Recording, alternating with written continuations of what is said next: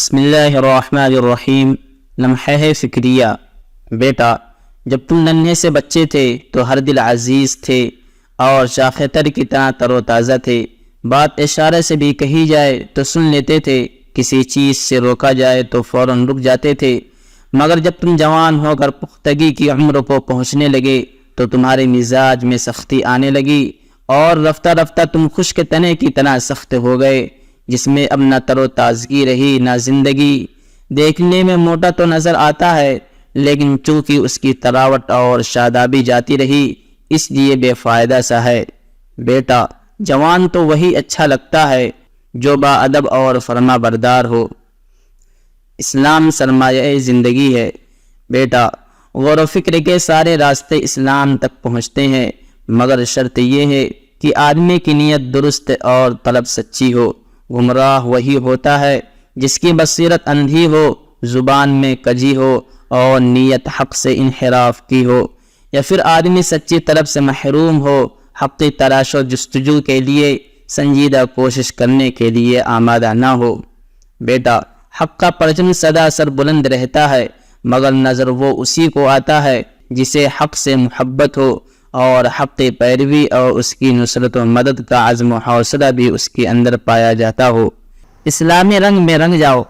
بیٹا، اسلام سے جو نسبت تمہیں حاصل ہے، یہ نسبت حقیقی اور سچی ہونی چاہیے۔ تمہاری وضاحت، تمہارا لباس، تمہارا بول برتاؤ اور رہن سہن سب اسلامی رنگ میں رنگا ہونا چاہیے۔ تمہیں فخر ہونا چاہیے کہ تم مسلمان ہو اور اسلام جیسے عظیم مذہب کے پیروکار ہو۔ ابلیس کے چیلے اور بے حیا بے غیرت مغرب کے تم چھلے اگر تمہارا مذاق بنائیں، تم پر فقرے چست کریں تو انہیں خاطر میں نہ لاؤ۔ آج ہر طرف گھٹیا اور پست قسم کی چیزوں کے پرستاروں کی کثرت ہے، بے حیائی اور آوارگی کا چلن ہے۔ بلانے والے اس کی طرف بلا رہے ہیں اور لوگوں کی بھیڑ ہے جو ان کی طرف کھینچی چلی آ رہی ہے۔ بیٹا، ان باتوں سے ہرگز دھوکے میں نہ آ جانا۔ برائی اور برائی کے علم برداروں کی ہر دور میں کثرت رہی ہے اور بھلائی کے پیروکار ہر زمانے میں دنیا میں کم ہوئے، اور جیسے جیسے زمانے قیامت قریب ہوتا جائے گا، خیر اور اہل خیر کا دائرہ سمٹتا ہی جائے گا۔ آخر قیامت ایسے ہی لوگوں پر تو آئے گی جو اللہ کی مخلوق میں سب سے بدترین ہوں گے۔ بس اہل خیر کی کمی اور اہل شر کی زیادتی سے مرعوب ہونے کی ضرورت نہیں۔ اللہ کی کتاب کو اپنا قائد اور امام بناؤ، تم تنہا ہی ایک جماعت بن جاؤ گے۔ سنت رسول کو اپنا ہادی اور رہنما بناؤ، یہ وہ نور ہے جو گمراہی کی ان گھٹا توپ اندھیروں میں تمہاری راہوں کو روشن کرے گا جن کا آج ہر سو بسیرا ہے۔ بیٹا، ہر ایسی فکر سے اپنے آپ کو دور رکھو جس کا تمہارے دین سے کوئی تعلق نہ ہو۔ ہر ایسی جماعت سے کنارہ کش رہو جو اسلام کے طرز زندگی کو اپنانے سے گریز کرتی ہو۔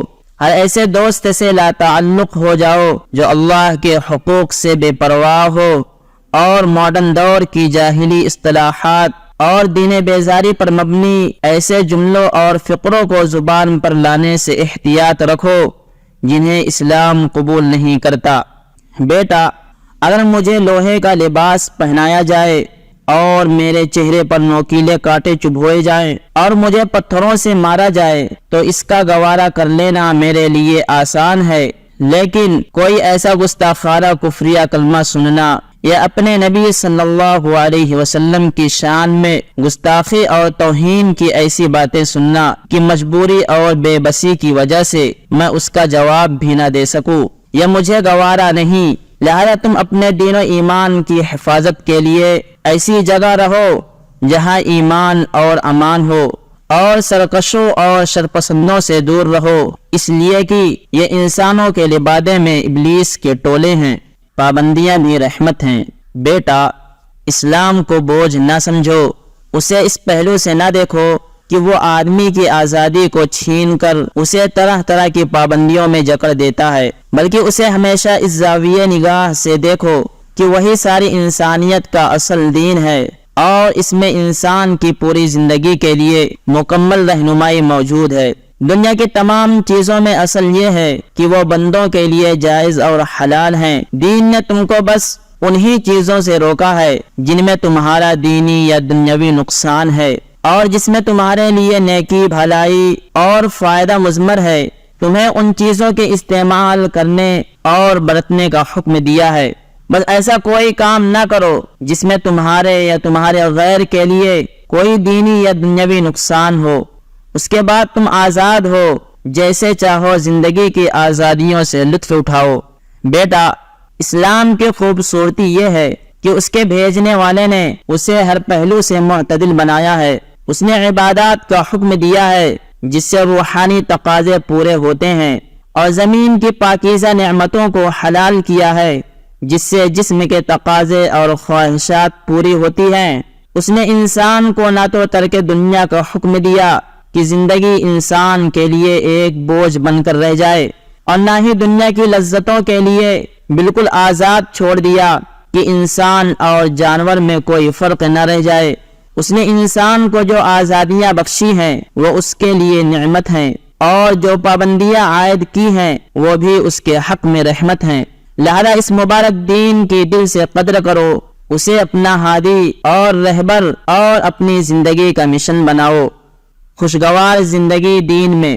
بیٹا، قرآن و حدیث کے علاوہ زندگی کے تجربات نے بھی مجھے بتایا کہ خوشگوار انسانی زندگی کا سب سے اہم اور بنیادی ذریعہ دین ہے، لیکن میں تم سے یہ بات ضرور کہوں گا کہ مجھے دین کے بارے میں نہ تو اپنے زمانے کا رویہ اچھا لگا اور نہ ہی تمہارے زمانے کا رویہ اچھا لگتا ہے۔ ہمارے زمانے کی دینداری میں سختی ہی سختی تھی، نرمی کا تصور نہ تھا، حد درجہ تنگی اور غلو تھا۔ لوگ دیندار تھے مگر اعتدال سے دور تھے۔ دین نے دنیا کی لذتوں سے جائز حدود میں بہراور ہونے کی جو آزادی دی ہے، لوگ اسے بھی حرام جانتے تھے، علم سے نہ آشنا تھے، اس لیے عقل سے کام نہیں لیتے تھے۔ اور تمہارے زمانے کا دین کے ساتھ جو رویہ ہے وہ تمہارے سامنے ہے۔ نوجوانوں کی نظر میں دین کی کوئی اہمیت ہی نہیں، کبھی بھولے سے بھی اس کا تذکرہ نہیں ہوتا۔ اسے زندگی کے ایسے گمنام خانے میں جگہ دی گئی ہے جس کی طرف کبھی التفات ہی نہیں ہوتا۔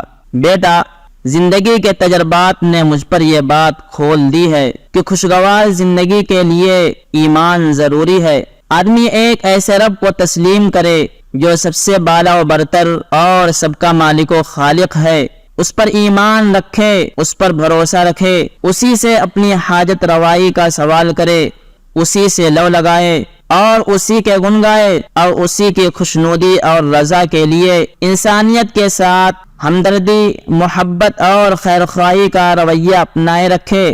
بندے کا اپنے رب سے ذکر و مناجات کا یہ رشتہ بندہ کی زندگی میں سکون و اطمینان اور قلبی خوشی کا سب سے بڑا سرچشمہ ہے۔ بے سکونی کا راز دین سے دوری۔ بیٹا، تم نے ایک ایسے دور میں آنکھیں کھولی ہیں جس میں اسباب راحت کی ریل پیل ہے۔ تمہارے دور میں مال کی جو فراوانی ہے وہ ہمیں حاصل نہ تھی، تمہیں جو آزادی میسر ہے وہ ہمیں میسر نہیں تھی۔ نئے تمدن نے تمہیں زندگی سے لطف لینے کے جو نئے نئے طریقے سکھائے ہیں ان سے ہم نہ آشنا تھے۔ آج تمہاری زندگی میں جو بہاریں ہیں ہماری زندگی میں ان کا تصور بھی نہیں تھا۔ ان وجوہات کے پیش نظر توقع تھی کہ تمہاری زندگی ہماری زندگی سے زیادہ خوشگوار ہوگی، تم ہم سے زیادہ راحت و سکون اور عافیت و اطمینان سے بہراور ہوگے، لیکن نتیجہ توقع کے بالکل برعکس ہے۔ ہمیں اسباب راحت کی کمی کے باوجود راحت و اطمینان کی جو دولت نصیب تھی، تمہاری زندگیوں میں اس کا نام و نشان بھی نہیں ملتا۔ تمہاری نسل ایک عجیب تحیر اور بے اطمینانی اور کنفیوژن کا شکار ہے۔ کبھی تم نے سوچا کہ تمہاری نسل کی اس بے اطمینانی کا سبب کیا ہے؟ بیٹا، ہماری زندگی کے سکون اور تمہاری زندگی کی بے سکونی کا راز یہ ہے کہ ہماری زندگی خالق کائنات کے بتائے ہوئے کچھ ایسے عقائد اور اصولوں سے وابستہ تھی جن پر ہم مکمل ایمان رکھتے تھے اور بلا تردد ان اصولوں پر چلتے تھے۔ وہ عقائد اور اصول ہی ہماری نظروں میں حق اور سچ تھے۔ چنانچہ جو شخص ان اصولوں کی پیروی کرتا اسے دل سے اچھا سمجھتے تھے، اور ان سے ہٹ کر زندگی گزارنے والے ہماری نظروں میں حقیر اور قابل نفرت تھے۔ ہمارے دور میں دین ہی ہر کسی کے درد کا درما اور غم و مصیبت میں تسلی کا سامان تھا۔ لوگ جب مصائب میں گھرتے، حوادث کے شکار ہوتے تو اپنے رب کے حضور گریہ وزاری کرتے، جس سے انہیں پریشانیوں میں سکون میسر آتا اور نئی ہمت اور نیا حوصلہ فراہم ہوتا تھا۔ مگر تمہارے دور میں ترقی کی جو آندھی چلی، اس نے دلوں سے ایمان کے چراغ گل کر دیے۔ نیا تمدن اپنے ساتھ الحاد و بے دینی کا جو طوفان لایا، اس نے تمہارے یقین کی چولیں ہلا کر رکھ دی، اور تم دین اور عقیدے سے بیگانہ ہو گئے۔ اب تمہارے پاس کوئی دیوار ہی نہیں جس پر تم سہارا لگا سکو، کوئی بنیاد نہیں جس پر تم اپنی زندگی تعمیر کر سکو۔ تم زندگی کے ایک ایسے صحرا میں سفر کر رہے ہو جہاں نہ کوئی نشان راہ ہے نہ منزل۔ دین کے رخصت ہو جانے سے تمہارے اندرون میں جو خلا پیدا ہوا، اس خلا کو کوئی چیز پر نہیں کر سکتی۔ نتیجہ یہ ہوا کہ تمہاری پوری زندگی بے سمتی اور حیرانی و پریشانی کا شکار ہو کر رہ گئی۔ بے سکونی کی ایک اور وجہ بیٹا، تمہاری نسل کی حیرانی و پریشانی کی ایک بڑی وجہ یہ بھی ہے کہ اس نئی نسل میں ہر کوئی بس اپنے لیے جینا پسند کرتا ہے، نہ کسی سے کوئی مطلب اور نہ کسی سے کوئی واسطہ۔ اپنا الو سیدھا ہو رہا ہے تو پھر اسے کسی کی کوئی پرواہ نہیں۔ دنیا بھاڑ میں جاتی ہو تو جائے، جب تک تمہارے اپنے مفاد پر آنچ نہ آئے تم کسی چیز سے فکر مند نہیں ہوتے۔ تمہاری نسل میں خود غرضی کا یہ عام رجحان بھی دین ہی سے دوری کا ایک نتیجہ ہے۔ تم جب دین سے بیگانہ ہوئے تو پھر آخرت کا تمہاری زندگی میں کوئی خانہ ہی نہیں رہا۔ جب مرنے کے بعد جزا و سزا کا تصور ہی نہیں رہا تو پھر کوئی کسی کے ساتھ ہمدردی اور احسان کیوں کرے؟ کسی کے ساتھ دکھ درد میں کیوں کر شریک ہو؟ تم ہی بتاؤ بیٹا، تم ہی بتاؤ کہ جس سوسائٹی کے افراد میں ایک دوسرے کے لیے ہمدردی، خیر خواہی اور بقائے باہم کے جذبات ختم ہو چکے ہوں، اس سوسائٹی کے افراد کو راحت و سکون کہاں سے میسر آ سکتا ہے؟ ذرا سوچو کہ کوئی گھر اگر ایسا ہو جس میں ہر فرد بس اپنے لیے جیتا ہو، ہر کوئی لوٹ گھسوٹ اور زیادہ سے زیادہ ہڑپ کرنے کے چکر میں لگا رہتا ہو، تو کیا ایسا گھر جہنم نہیں بن جائے گا؟ کوئی لشکر ایسا ہو جس کا ہر فوجی اور ہر کمانڈر دوسرے کے بھروسے محاذ چھوڑ کر بس اپنی جان بچانے کی فکر میں لگا ہو، کیا اس کے شکست سے دوچار ہونے میں کوئی شک ہے؟ کوئی بھی سوسائٹی خوشگوار زندگی تبھی جی سکتی ہے جب اس کے افراد آپس میں ایک دوسرے کے لیے قربانی کا جذبہ رکھتے ہوں اور ایک دوسرے کے نفع نقصان کا خیال رکھتے ہوں۔ دنیا ایثار اور قربانیوں ہی سے چل سکتی ہے۔ اگر تمہارے ماں باپ تمہارے واسطے قربانی نہ دیتے تو آج تم وہ نہ ہوتے جو ہو۔ اگر تمہارے گرد و پیش کے لوگ تمہاری راحت و آرام کا خیال نہ رکھیں تو تم زندگی نہ جی سکو۔ طاعت و بندگی، بیٹا تم اللہ کی بندگی اور عبادت کے واسطے پیدا کیے گئے ہو۔ سارے جہانوں کے اکیلے پروردگار نے اپنی مقدس کتاب میں انسانوں کی تخلیق کا یہی مقصد بیان فرمایا ہے، لہذا نہ تو تمہارا نفس تمہیں فریب میں مبتلا کرے اور نہ ہی عام لوگوں کی بے فکری اور غفلت کی زندگی اس اہم ترین ذمہ داری کی ادائیگی کی راہ میں تمہارے لیے رکاوٹ بننے پائے۔ بیٹا اللہ نے تمہیں ایمان سے نوازا، مسلمان بنایا اور ملت ابراہیمی اور دین محمدی پر پیدا کیا۔ یہ تم پر اللہ کا بہت ہی بڑا فضل ہے، لہذا اللہ کے دین کی دل سے قدر کرو۔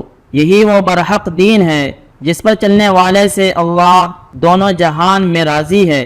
دنیا اور آخرت کی ساری بھلائیاں اس دین میں جمع کر دی گئی ہیں۔ اسلام جن چیزوں سے محبت کی ترغیب دیتا ہے وہ چیزیں تمہیں بے انتہا محبوب ہونی چاہیے، اور جن باتوں سے اسلام نفرت دلاتا ہے تمہارے دل میں اس کی حد درجہ نفرت ہونی چاہیے۔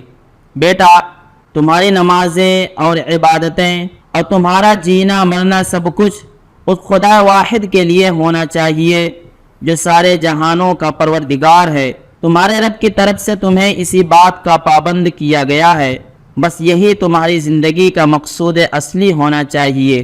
اس کے علاوہ جو کچھ ہے سب باطل ہیں۔ اگر زندگی ایسی بن جائے تو پھر کیا کہنے، دنیا ہی میں تمہارے لیے جنت کی بشارت ہے۔ بیٹا، آدمی کے نفس پر خواہشات کی حکمرانی بڑی زبردست ہے۔ اگر نفس پر خواہشات کی گرفت اس درجہ مضبوط نہ ہوتی تو قرآن خواہشات کو خدا کا نام نہ دیتا۔ قرآن کریم نے خواہشات کی پیروی کرنے والوں کا تذکرہ کرتے ہوئے کہا ہے کہ ان لوگوں نے خواہشات کو اپنا معبود بنا رکھا ہے، بس جس کا ایمان اس کے خواہشات سے طاقتور ہوگا وہ تو خواہشات پر قابو پا لے گا، اور جس کا ایمان کمزور ہوگا تو پھر وہ خواہشات پر قابو نہیں پا سکے گا، بلکہ خواہشات خود اس پر غالب آ جائیں گی۔ میرا ایمان کیسا؟ بیٹا، اگر تم یہ جاننا چاہو کہ تمہارا ایمان طاقتور ہے یا کمزور تو اس کو جاننے کا طریقہ یہ ہے کہ تم اپنے حالات پر نظر رکھو۔ کبھی ایسا ہوگا کہ ایک کام جسے تم برسوں سے کرتے آئے ہوگے اور وہ تمہاری زندگی کا لازمی حصہ بن چکا ہوگا، کسی دن اس کے بارے میں تمہیں اچانک معلوم ہوگا کہ تمہارا یہ عمل شرعاً جائز نہیں ہے۔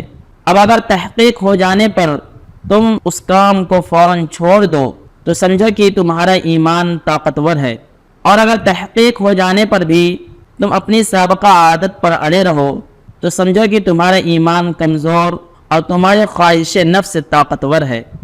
بیٹا، دین میں کسی کی پختگی اور استقامت اور دین سے اس کی سچی محبت کا پتہ لگانا ہو تو دیکھو کہ وہ دوسری نمازوں کے ساتھ نماز فجر کی باجماعت ادائیگی، اسی طرح نازک گھڑیوں اور سخت حالات و مقامات میں دعاؤں کا اہتمام کرتا ہے یا نہیں۔ اگر ان دونوں چیزوں کا اہتمام اس کی زندگی میں موجود ہے تو سمجھو کہ اس کی دینداری پختہ ہے اور اسے دین سے سچی محبت ہے۔ ایسے لوگ اس لائق ہوتے ہیں کہ ان سے قربت پیدا کی جائے اور انہیں جیسا بننے کی تمنا اور کوشش کی جائے۔ بیٹا، دینی فرائض کی ادائیگی کے وقت اگر تم یہ محسوس کرتے ہو کہ تم اپنے کاندھوں سے بوجھ اتار رہے ہو تو یہ سمجھو کہ ابھی تمہیں حقیقی ایمان نصیب نہیں ہے۔ مومن کو تو وہ پسند ہوتا ہے جو اللہ اور اس کے رسول کو پسند ہو، اور اس کی مرضی وہ ہوتی ہے جو اس کے مولا کی مرضی ہو۔ اس کی اپنی مرضی مولا کی مرضی میں فنا ہو جاتی ہے اور مولا کی مرضی اس کی اپنی مرضی میں ہو جاتی ہے۔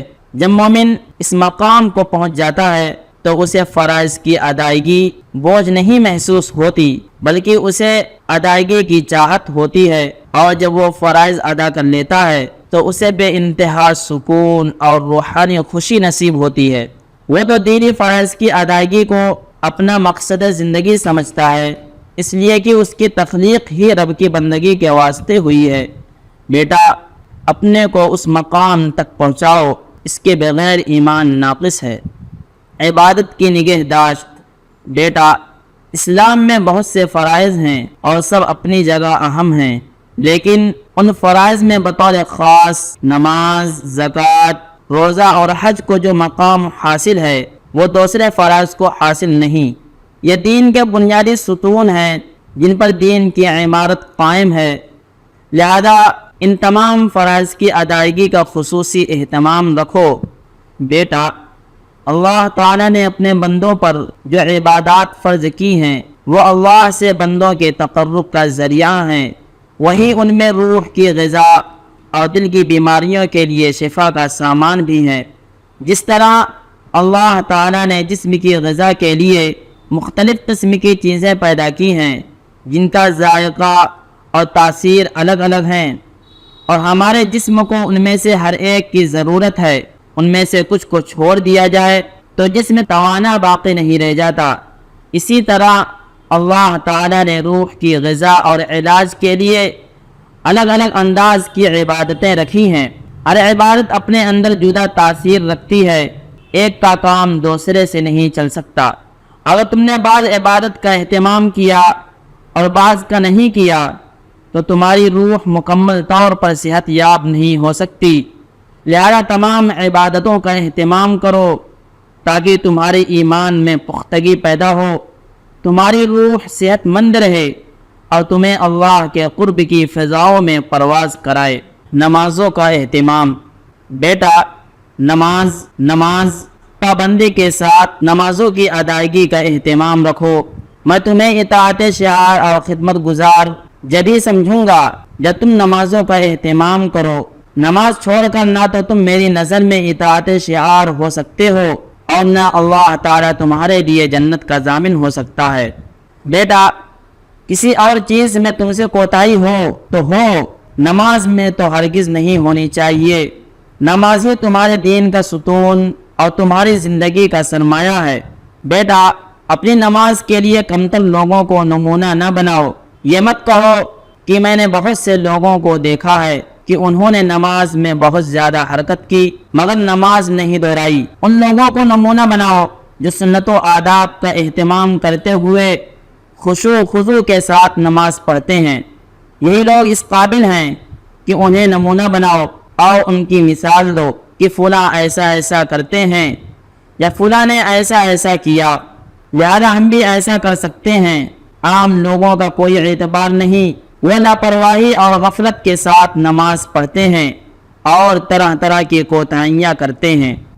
دعا کی عادت بناؤ۔ بیٹا، جب بھی تمہیں کوئی ضرورت پیش آئے یا تم کسی کام کے کرنے کا ارادہ کرو تو سب سے پہلے اپنے رب سے سہولت و آسانی اور کامیابی کی دعا کرو، اس لیے کہ ساری ضرورتیں وہی پوری کرتا ہے اور وہی ہر کام کو کامیابی اور حسن انجام تک پہنچاتا ہے۔ افراد و وسائل تو محض سبب اور ذریعہ ہیں۔ اللہ تعالیٰ اپنی حکمت سے جس کا کام بنانا چاہتا ہے ان افراد و وسائل کو ان کے لیے ہموار کر دیتا ہے۔ لہذا ہمیشہ تمہیں اپنے دل کو اللہ سے وابستہ رکھنا چاہیے اور ہر کام میں سب سے پہلے اسی سے رجوع کرنا چاہیے۔ اسباب بھی اسی کے پیدا کیے ہوئے ہیں اور ان اسباب سے وجود میں آنے والے نتائج کو بھی وہی پیدا کرتا ہے۔ اللہ تعالیٰ سے سہولت و آسانی کا سوال کرنے کے بعد پھر اللہ نے ضرورت کو پوری کرنے کے جو اسباب بنائے ہیں ان اسباب کو اختیار کرو۔ ان میں کئی ایسے اوقات ہیں جن میں دعائیں خصوصیت سے قبول ہوتی ہیں۔ اذان و اقامت کے درمیان کا وقت دعا کی قبولیت کا ہے، اسی طرح سے فرض نمازوں کی ادائیگی کے بعد کا وقت بھی دعا کے قبول ہونے کا ہے۔ یہ اوقات ہر روز دن میں 5 بار آتے ہیں۔ جب بھی کوئی ضرورت پیش آئے تو ان اوقات کو غنیمت جان کر دعا میں مشغول ہو جاؤ، اور جب بھی دعا کرو تو عافیت کی دعا کرنا نہ بھولو۔ قرآن سے لو لگاؤ۔ بیٹا، اپنے رب کی کتاب سے والہانہ لگاؤ پیدا کرو اور اس کی اچھی طرح نگہداشت رکھو۔ یہ وہ نور ہے جو تمہیں آسمان سے جوڑ دے گا، یکتا و غالب پروردگار کی یاد آسان کر دے گا اور اللہ اور اہل اللہ سے تمہارے تعلق کو مضبوط کر دے گا۔ بیٹا، ہفتے میں ایک قرآن مکمل کرنے کی کوشش کرو۔ یہ مشکل لگے تو حسب سہولت 2 یا 3 ہفتے میں پورا کرو، ورنہ پھر 1 مہینے میں تو پورا ہو ہی جانا چاہیے۔ اگر 1 مہینے میں بھی قرآن پورا نہیں ہو پاتا تو تم یوں سمجھو کہ تم نے قرآن کو ترک کر دیا، اور اندیشہ ہے کہ اس ترک قرآن کی وجہ سے کل قیامت کے دن پیغمبر اللہ کے حضور صلی اللہ علیہ وسلم تمہاری شکایت نہ کرنے لگیں، حالانکہ اس دن تمہیں پیغمبر کی شفاعت کی سخت ضرورت ہوگی۔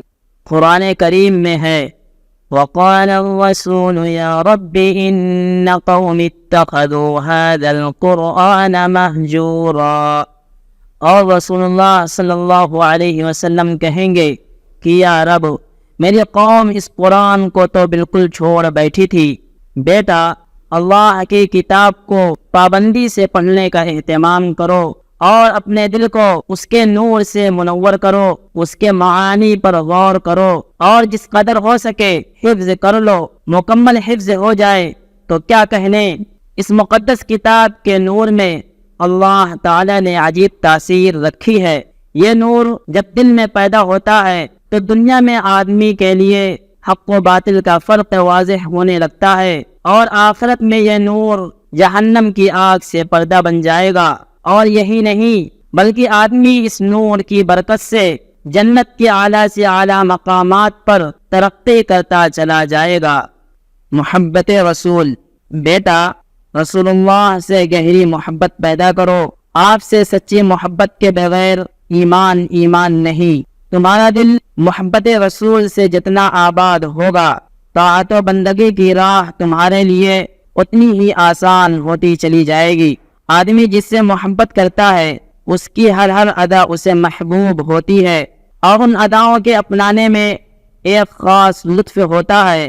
یہ آدمی کی فطرت ہے۔ چنانچہ آدمی کو جب رسول سے محبت ہوگی تو آپ کے مبارک اسوہ زندگی اور آپ کی پیاری سنتوں سے بھی محبت ہوگی، اور پھر آپ کی اتباع اس کے لیے نہایت آسان ہو جائے گی۔ اور اگر دل رسول اللہ کی سچی محبت کے جذبے سے محروم ہے تو پھر طاعت کی راہ آدمی کے لیے بڑی مشقت طلب اور دشوار گزار ہے۔ بس رسول اللہ سے سچی محبت، والہانہ لگاؤ اور سچی وابستگی پیدا کرو تاکہ آپ کی اتباع اور پیروی کی سعادت سے بہرہور ہو سکو۔ بیٹا اللہ کے رسول کا مقام و مرتبہ پہچانو۔ آپ اللہ کی نظر میں اللہ کی مخلوق میں سب سے محترم ہیں۔ آپ صلی اللہ علیہ وسلم انبیاء کے امام ہیں، ساری انسانیت کے سردار اور سارے جہان کے لیے رحمت ہیں۔ آپ سارے نبیوں سے اعلیٰ و برتر ہیں۔ آپ قصر نبوت کی آخری اینٹ ہیں جس سے نبوت اور رسالت کے عظیم الشان محل کی تکمیل ہوئی۔ نبوت اور رسالت کے سلسلے کو آپ پر مکمل کیا گیا۔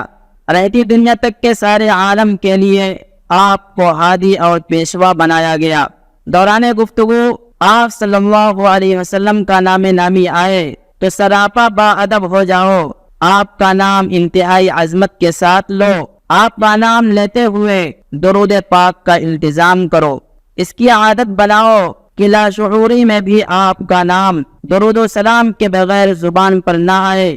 تحریروں میں بھی آپ کے نام کے ساتھ مکمل درود پاک صلی اللہ علیہ وسلم لکھو۔ اختصار کے پیش نظر صرف صاد یا صاد لام عین میم لکھنے پر اکتفا نہ کرو، یہ اختصار غیر مناسب اور ناپسندیدہ ہے۔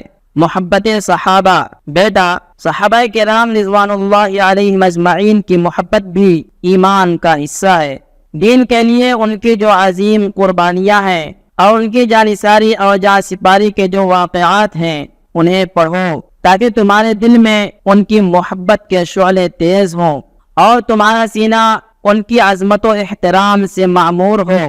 یہ امت کا وہ عظیم طبقہ ہے جسے اللہ نے ان کی بے لوث اور بے مثال قربانیوں کی وجہ سے دنیا ہی میں جنت اور مغفرت کا مزدہ جافزہ سنایا ہے۔ بیٹا صحابہ کے مقام و مرتبہ کو پہچانو اور ان کے اختلاف کے بارے میں امت کے سلف نے جو موقف اپنایا ہے اسی موقف کو تم بھی اپناؤ۔ اسی موقف میں دین و ایمان کی سلامتی ہے۔ ان کے اختلاف کے بارے میں نہ زیادہ گفتگو کرو اور نہ ہی زیادہ اس پر غور و فکر کرو، اس لیے کہ تم اس کے اہل نہیں، مبادا شیعیت یا خارجیت کے مرض میں مبتلا ہو جاؤ۔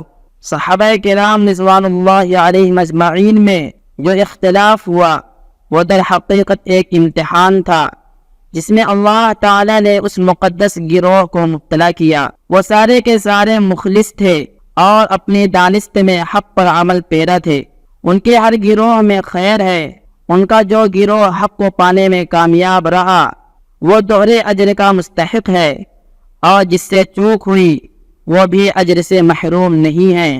بس صحابہ کی شان میں ہر طرح کی بے ادبی اور طعن و تشنیع سے بے انتہا دور رہو، اور اپنے سینوں کو ان کے بارے میں ہر طرح کی قدورت سے پاک رکھو۔ آج بہت سے لوگ جن کا نہ کوئی علمی مقام ہے اور نہ دین میں ان کی کوئی حیثیت، وہ صحابہ جیسی اولو العزم عظیم المرتبت اور قد اور شخصیات پر کیچڑ اچھالتے ہیں اور ان میں طرح طرح کے عیب نکالتے ہیں، حالانکہ اصحاب رسول کے مقابلے میں ان کی وہ بھی حیثیت نہیں جو صحرا کے مقابلے میں ایک مشت غبار کو ہے، یا بحر بے قرار کے مقابلے میں پانی کے کسی معمولی سے ڈول کو ہوتی ہے۔ ان کی مثال اس احمق میڈھے کی سی ہے جو چٹان کو توڑنے کے لیے اس پر اپنی سینگ مارتا ہے۔ چٹان تو ٹوٹنے سے رہی، ہاں میڈھا اپنی حماقت سے اپنا سر ضرور پھوڑ لیتا ہے۔ صحابہ کی زندگی نمونہ ہے۔ بیٹا، دین و شریعت، ایمان و عقیدہ اور اعمال و اخلاق میں صحابہ جس طریق پر گامزن رہے، بس وہی طریقہ راہ نجات ہے۔ ان کی راہ سے ہٹ کر بحث و تحقیق کے نام پر مختلف زمانوں میں جن نئے نئے عقائد و خیالات کی اشاعت ہوتی رہی یا آج ہو رہی ہے، یہ سب گمراہی کی باتیں ہیں جو دین کو تباہ کر دینے والی ہیں۔ بیٹا، رسول کی اتباع کے ساتھ تم مومنین کی راہ کی بھی پیروی کے پابند ہو۔ اللہ تعالیٰ نے فرمایا ہے، من یشاقق الرسول من بعد ما تبین له الهدى ويتبع غير سبيل المؤمنين نوله ما تولى ونصله جهنم وساءت مصيرا۔ جو شخص ہدایت واضح ہو جانے کے بعد بھی رسول کی مخالفت کرے اور مومنوں کے راستے کے سوا کسی اور راستے کی پیروی کرے، اس کو ہم اسی راہ کے حوالے کر دیں گے جو اس نے اپنائی ہے اور اسے دوزخ میں جھونکیں گے۔ آیت کریمہ میں جن مومنین کے راستے کی پیروی کو ضروری قرار دیا ہے، ان کا سب سے پہلا مصداق صحابہ کرام ہیں، جو پوری امت میں سب سے پہلے دولت ایمان سے مشرف ہونے والے ہیں اور ایمان و یقین کی اس بلندی کو پہنچے ہوئے ہیں جہاں تک ان کے علاوہ امت کے کسی اور طبقے کی رسائی ناممکن ہے۔ مگر کچھ لوگ فاسد اور غلط ارادے سے، جو شیطان ہی نے ان کے دل میں پیدا کیا ہے، بعض برحق جملوں کو بے موقع استعمال کرتے ہوئے کہتے ہیں، نحن رجال وهم رجال، کہ صحابہ بھی ہماری طرح انسان تھے، اور کبھی کہتے ہیں تلک امت قد خلت لها ما کسبت ولکم ما کسبتم، کہ وہ جماعت تھی جو گزر گئی، اس کا کیا اس کے ساتھ اور تمہارا کیا تمہارے ساتھ ہے۔ ان جملوں کے استعمال کا مقصد اس کے سوا اور کچھ نہیں کہ یہ لوگ صحابہ کو اپنے جیسے انسان قرار دے کر ان کی اتباع سے جان بچانا چاہتے ہیں تاکہ انہیں دین میں منمانی کرنے کا موقع مل جائے۔ لہذا کبھی بھی ایسے لوگوں کی مغالطہ آمیز گفتگو کے دام فریب میں نہ آ جانا۔ حدیث کی کتابوں کا مطالعہ کرو، بطور خاص ان احادیث کا جو صحابہ کے فضائل کے بارے میں وارد ہوئی ہیں۔ اس سے بات مزید نکھر کر سامنے آئے گی اور صحابہ کی عظمت، ان کے مقام و مرتبہ اور ان کے لائق اتباع ہونے پر دل مطمئن ہو جائے گا۔ حسن معاشرت، والدین کے حقوق۔ بیٹا، اپنے والدین کے دل کو زخمی نہ کرو۔ کوئی ایسا جملہ نہ کہو جس سے سختی کی بو آئے، کوئی ایسا انداز نہ اپناؤ جس سے محسوس ہو کہ تم انہیں جھلک رہے ہو۔ اللہ تعالیٰ کا ارشاد ہے، فَلَا تَقُلْ لَهُمَا اُف، کہ والدین کو اف بھی نہ کہو۔ بیٹا، تمہارے والدین کی آنکھیں کسی دوسرے سے ٹھنڈی نہیں ہو سکتی، وہ تو تمہارے پیچھے اور تمہاری پرورش میں تھکے ہیں۔ ان کی آنکھیں تو صرف تم سے اور تمہارے حسن سلوک سے ٹھنڈی ہوں گی۔ انہوں نے تمہیں محبت کے بوسے دیے ہیں، اپنی گودوں میں کھلایا ہے، پیار سے گلے لگایا ہے، تمہارے ناز نخرے اٹھائے ہیں، تم پر اپنا مال لٹایا ہے، تمہاری صحت اور تندرستی پر پوری توجہ دی ہے، تمہیں علم و آگہی سے آراستہ کیا ہے اور تمہارے واسطے جو کچھ بن پڑا سب کچھ کیا ہے۔ لیکن افسوس کہ ہوا کیا، جب تم بڑے ہوئے تو تمہارے تیور چڑھنے لگے، پیشانی پر بل آنے لگا اور تمہیں بولنے میں کوئی پاس و لحاظ نہ رہا کہ تمہیں کہنا کیا چاہیے اور تم کہہ کیا رہے ہو۔ بیٹا، والدین کے ساتھ حسن سلوک یہ نہیں کہ ان کی جو بات مزاج کے موافق ہو اسے تو مان لیا جائے اور جو بات مزاج کے خلاف ہو اسے سنی انسنی کر دیا جائے۔ حسن سلوک کا حق تو تب ادا ہوگا جب اپنی مرضی اور نامرضی دونوں میں ان کی بات مانی جائے۔ بیٹا، اگر کبھی تمہیں اپنے والد کے مزاج اور رویے میں تبدیلی نظر آئے یا اہل خانہ کے ساتھ ان کا جو انداز ہوا کرتا تھا اس میں فرق محسوس ہو تو اس پر تمہیں شکایت نہیں ہونی چاہیے، اس لیے کہ زندگی سدا ایک ہی ڈھنگ پر نہیں چلتی۔ افراد ہوں یا جماعت، وقت کے ساتھ سبھی کے مزاج میں تبدیلی آ ہی جاتی ہے۔ غریب باپ کو روزی کی تلاش میں طرح طرح کی مشقتیں اٹھانی پڑتی ہیں، بھانت بھانت کے لوگوں سے ان کا واسطہ پڑتا ہے، زندگی کے دوسرے مسائل جو ہوتے ہیں وہ الگ رہے۔ باپ کی ان الجھنوں پر اگر غور کرو تو پھر انشاءاللہ ان کے رویے سے تمہیں شکایت نہیں ہوگی، بلکہ اس بارے میں تم انہیں معذور سمجھو گے۔ بیٹا، تمہارے لیے جب میری زیارت و ملاقات اور دیدار کے مواقع ختم ہو جائیں اور تمہارے دل میں میرے لیے نیکی کرنے کے جذبات ہوں تو میرے لیے اللہ سے رحمت و مغفرت کی دعائیں کرنا، اس لیے کہ مجھے اس وقت سب سے زیادہ اللہ کی رحمت و مغفرت کی ہی ضرورت ہوگی۔ ماں کا مثالی کردار۔ بیٹا، ماں اپنی ماں کا حد درجہ خیال رکھو۔ ماں کا آنچل ہی ہے جو بعد سموم کے گرم تھپیڑوں میں تمہارے لیے ٹھنڈی چھاؤں ہے اور بعد سرسر کے سرد جھونکوں میں تمہارے لیے گرمائی کا سامان ہے۔ ماں ہی اندھیروں میں تمہارے لیے روشنی کی کرن ہے اور مصیبتوں میں تمہارے لیے سب سے بڑی ڈھارس ہے، یعنی سہارا ہے۔ لہذا ان کی باتوں سے کبھی تنگ دل نہ ہونا اور ان کی نصیحتوں سے اکتا کر کبھی ناک بھو نہ چڑھانا۔ بخدا تمہاری ساری زندگی میں کوئی ایسا نہ ملے گا جو ماں کی طرح تمہارے اوپر اپنی بے حساب اور بے لوث شفقتوں اور محبتوں کو فیاضی کے ساتھ نثار کرے۔ اس مہربان ماں نے تمہارے لیے بڑے بڑے دکھ جھیلے ہیں اور تمہارے روشن مستقبل کے لیے سینکڑوں جتن کیے ہیں، لہذا ماں کے ساتھ تمہارا برتاؤ ہمیشہ شریفانہ ہونا چاہیے۔ کبھی ان سے سخت اور کڑواہٹ لہجے میں اس طرح باتیں نہ کرنا جیسا کہ نادان اور پست قسم کے لوگ کیا کرتے ہیں۔ اگر تم نے ایسا کیا تو میرا تم سے کوئی واسطہ نہ رہے گا۔ بہن کا پورا خیال رکھو۔ بیٹا، جب میں نہ رہوں تو تم اپنی بہن کے بہترین بھائی اور وفادار اور خیرخواہ ساتھی بن جانا۔ اس کے ساتھ نرمی کا معاملہ رکھنا، اسے دشواری اور پریشانی میں مت ڈالنا اور اس کے ساتھ شفقت و محبت کے اظہار میں کبھی بخل سے کام نہ لینا۔ کوشش کرنا کبھی اسے تنہائی کا احساس نہ ستائے، اسے اپنی زندگی میں وہ خلا محسوس نہ ہونے پائے جو عام طور سے آج کی نوخیز بچیاں محسوس کرتی ہیں، اس لیے کہ یہی وہ باتیں ہیں جن کا غلط فائدہ اٹھا کر انسانیت کے بھیڑیے انجان سے غافل ان بچیوں کو اپنے دامن فریب میں لے آتے ہیں اور عشق و محبت اور دوستی کی آڑ میں بڑی سے بڑی برائی اور مصیبت کا ارتکاب کرتے ہیں۔ لہذا اس کا بہت خیال رکھنا، اس کی جو ضرورتیں اور جائز شوق ہیں ان کو پورا کرنے میں بخل نہ کرنا۔ آخر تم دونوں ایک ہی ماں کی کوکھ سے تو پیدا ہوئے ہو اور تم دونوں کی رگوں میں ایک ہی باپ کا تو خون دوڑتا ہے۔ جب تم اس سے اتنے قریب ہو تو پھر اس کو سکھ پہنچانے میں اور اس پر خرچ کرنے میں بخل کیسا؟ صلہ رحمی۔ بیٹا، میں کبھی یہ نہ سنوں کہ تم نے کسی رشتہ دار سے ناتا توڑ لیا ہے، چاہے اس ناتا توڑنے کا سبب وہ رشتہ دار ہی کیوں نہ ہو۔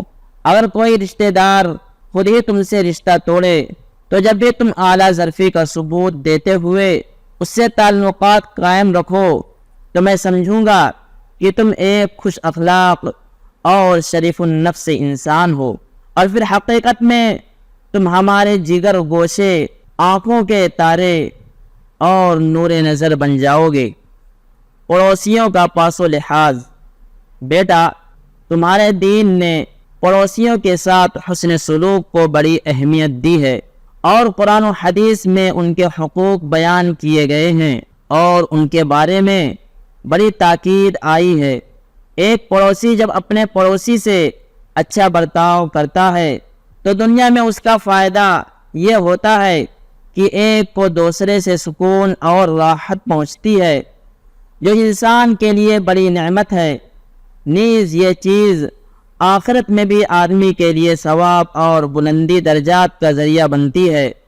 لہذا اپنے پڑوسیوں کی خوشی و غمی میں شرکت کیا کرو۔ ان کے یہاں کوئی غمی کی بات پیش آئے تو ان سے صبر اور تسلی کے کلمات کہو۔ خوشی کا موقع ہو تو مبارکباد پیش کرو، کوئی بیمار ہو جائے تو اس کی عیادت اور مزاج پرسی کرو، کوئی محتاج اور پریشان حال ہو تو اپنی بساط اور حیثیت کے مطابق اس کا تعاون کرو، اور ہرگز پڑوسیوں کو اپنی شرارتوں سے پریشان نہ کرنا، اس لیے کہ یہ آدمی کے بد باطن اور نور ایمان سے محروم ہونے کی علامت ہے۔ بیٹا، اپنے پڑوسیوں کی بہو بیٹیوں کو اسی طرح عزت دو جیسے اپنے اہل خانہ کو عزت دیتے ہو، ان کے ساتھ احترام اور شرافت کا انداز اپناؤ، پڑوسی مسلمان ہو یا غیر مسلم، اپنا ہو یا پرایا، سب کے ساتھ تمہارا یہی سلوک ہونا چاہیے۔ کبھی بھی کسی پڑوسی کے اہل خانہ کے بارے میں تمہارے دل میں بے حیائی اور بدکاری کا ارادہ نہیں ہونا چاہیے۔ اپنے پاس پڑوس پر غلط نظر ڈالنا اور ان کے اہل خانہ کے بارے میں برا ارادہ رکھنا بہت ہی ذلیل اور گھٹیا حرکت ہے۔ یہی وجہ ہے کہ اسلام اپنے پڑوس کی عورتوں کے ساتھ بے حیائی میں مبتلا ہونے کو بدترین گناہ خیال کرتا ہے۔ یہ اتنا بڑا گناہ ہے کہ حدیث میں اس کا ذکر شرک جیسے گناہ کے ساتھ کیا گیا ہے۔ بیٹا، دور جاہلیت میں لوگ طرح طرح کی گندگیوں میں مبتلا ہونے کے باوجود اس گناہ کو اپنی شان اور شرافت کے خلاف سمجھتے تھے۔ وہ پڑوسی ہی نہیں بلکہ اپنے قبیلے کا اتنا لحاظ رکھتے تھے کہ قبیلے کی عورتوں پر بھی غلط نگاہ ڈالنا گوارا نہ کرتے تھے۔ تمہیں تو اللہ نے ایمان اور اسلام کی دولت سے نوازا ہے، تم اگر ان جاہلی لوگوں کے اتنا بھی غیرت اور شرافت اپنے اندر نہ پیدا کر سکے تو یہ تمہارے لیے ڈوب مرنے کی بات ہے۔ مصیبت زدہ کے کام آؤ۔ بیٹا، کوئی دکھوں کا مارا نظر آئے تو اس کے پاس جاؤ اور اس سے تسلی کی باتیں کہو، لیکن اس کی آہیں اگر بڑھتی ہی جائیں اور اس کے چہرے پر خوشی و مسکراہٹ لانے کی کوئی سبیل نظر نہ آئے تو پھر اس کے غم کا رخ آخرت کی طرف پھیر دو اور مصیبتوں پر صبر کا ثواب بتاؤ۔ اس طرح اس کے دنیا کے غموں کا ہلکا کرو۔ غم بہت بری بلا ہے، یہ آدمی کی نیندیں اڑا دیتا ہے اور اسے بے حیثیت بنا دیتا ہے۔ کوشش کرو کہ جب تم اس کے پاس سے اٹھو تو اس کا غم ختم ہو چکا ہو اور اس کے لٹکے ہوئے غمگین چہرے پر مسکراہٹ پھیل چکی ہو۔ یہ بہت اونچا کام ہے، اس کام کی برکت سے اللہ تعالیٰ تمہارے اوپر سے پریشانیوں کے وہ بادل بھی چھانٹ دے گا جو محض تمہاری نمازوں اور دعاؤں سے تمہارے اوپر سے نہ چھٹ سکتے تھے۔ کسی دکھیارے اور غموں کے مارے کے دکھ درد کو دور کرنے پر اللہ نے وہ عظیم اجر و ثواب رکھا ہے جسے بس وہی جانتا ہے، اس کے علاوہ کسی اور کو اس کی خبر نہیں ہے۔ بیٹا، کمزوروں پر رحم کرو، محتاجوں کے لیے سہارا بنو، یتیموں کے پاس جایا کرو۔ ان لوگوں کے بیچ رہنے سے تمہارے اندر ہمدردی، غمخواری اور شفقت و مہربانی کے جذبات پروان چڑھیں گے۔ اپنا کچھ وقت کمزوروں کے لیے خرچ کیا کرو، اپنی وسعت کے بقدر محتاجوں کی مدد کیا کرو، یتیموں کو سینے سے لگایا کرو، ان کے سر پر شفقت کا ہاتھ پھیرا کرو۔ جب وہ اپنی آنکھیں اٹھا کر تمہیں دیکھیں تو ان کی آنکھوں کو غور سے دیکھو اور ان کو پڑھنے کی کوشش کرو۔ برے دن، بیٹا، تمہاری زندگی کے سب سے برے دن وہ ہیں جن میں تم نے اپنے رب کی نافرمانی کی ہے، یا والدین کا دل دکھایا ہے، یا رشتہ ناتا توڑا ہے، یا کسی پر ظلم کیا ہے، یا کسی کے چھپے ہوئے عیبوں کو کھول کر اسے لوگوں کے سامنے رسوا کیا ہے، یا اپنے کسی بھائی کی چغلی کی ہے، یا کسی مسلمان کی تذلیل کی ہے، یا خیر کے کسی ایسے سلسلے کو روک دیا ہے جو پہلے سے جاری چلا آ رہا تھا۔ بے وقوف کے بجائے بے وقوفی کو شکست دو۔ بیٹا، اپنے کسی بھائی کو ایسے کام پر مجبور نہ کرو جس سے اسے تکلیف ہو۔ اسی طرح یہ بھی خیال رہے کہ تمہارے سبب سے اسے کوئی جانی یا مالی نقصان نہ پہنچے، خواہ اس میں غلطی اسی کی ہو، تمہارا کوئی بھی قصور نہ ہو۔ چنانچہ اگر کوئی تمہاری گاڑی کا راستہ کاٹ کر اپنی گاڑی آگے بڑھانے کی ضد کر رہا ہو تو گرچہ یہ اس کی غلطی ہے اور تمہارا حق ہے کہ تم گاڑی آگے رکھو، لیکن تمہیں اگر یہ محسوس ہو کہ اس سرفرے کو راستہ نہیں دیا گیا تو یہ کسی حادثے کا شکار ہو جائے گا، تو اس کی بد دماغی کے باوجود اس کو راستہ دے کر اسے حادثے سے بچا لو۔ یہ نہیں ہونا چاہیے کہ تم بھی اپنی ضد پر آ جاؤ اور اس کی وجہ سے اس کو کوئی نقصان ہو جائے، اور اگر حادثے کا خطرہ نہ ہو تب بھی اسے آگے بڑھنے کے لیے راستہ دے دو، اس لیے کہ بھلا آدمی سنجیدہ ہوتا ہے، وہ دوسری گاڑیوں کے راستے نہیں کاٹتا اور نہ ہی الہڑ پن، ضد بازی اور غصے کا مظاہرہ کرتا ہے، اس لیے کہ یہ باتیں شریف لوگوں کو زیب نہیں دیتی۔ طرح طرح کے لوگ اور نت نئے مسائل۔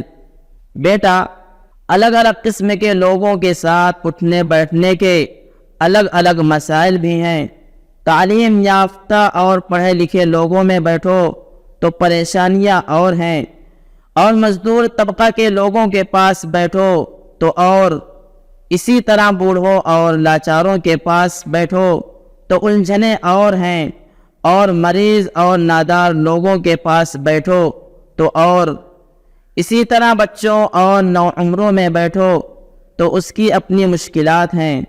کبھی پڑھا لکھا انسان اپنی شاطر دماغی سے تمہیں ایسا شرمندہ کرے گا کہ تم نہ جائے مادن نہ پائے رفتن کی مشکل میں پھنس جاؤ گے۔ مجلس میں ٹھہرے تو سبکی اور بھاگیں تو رسوائی۔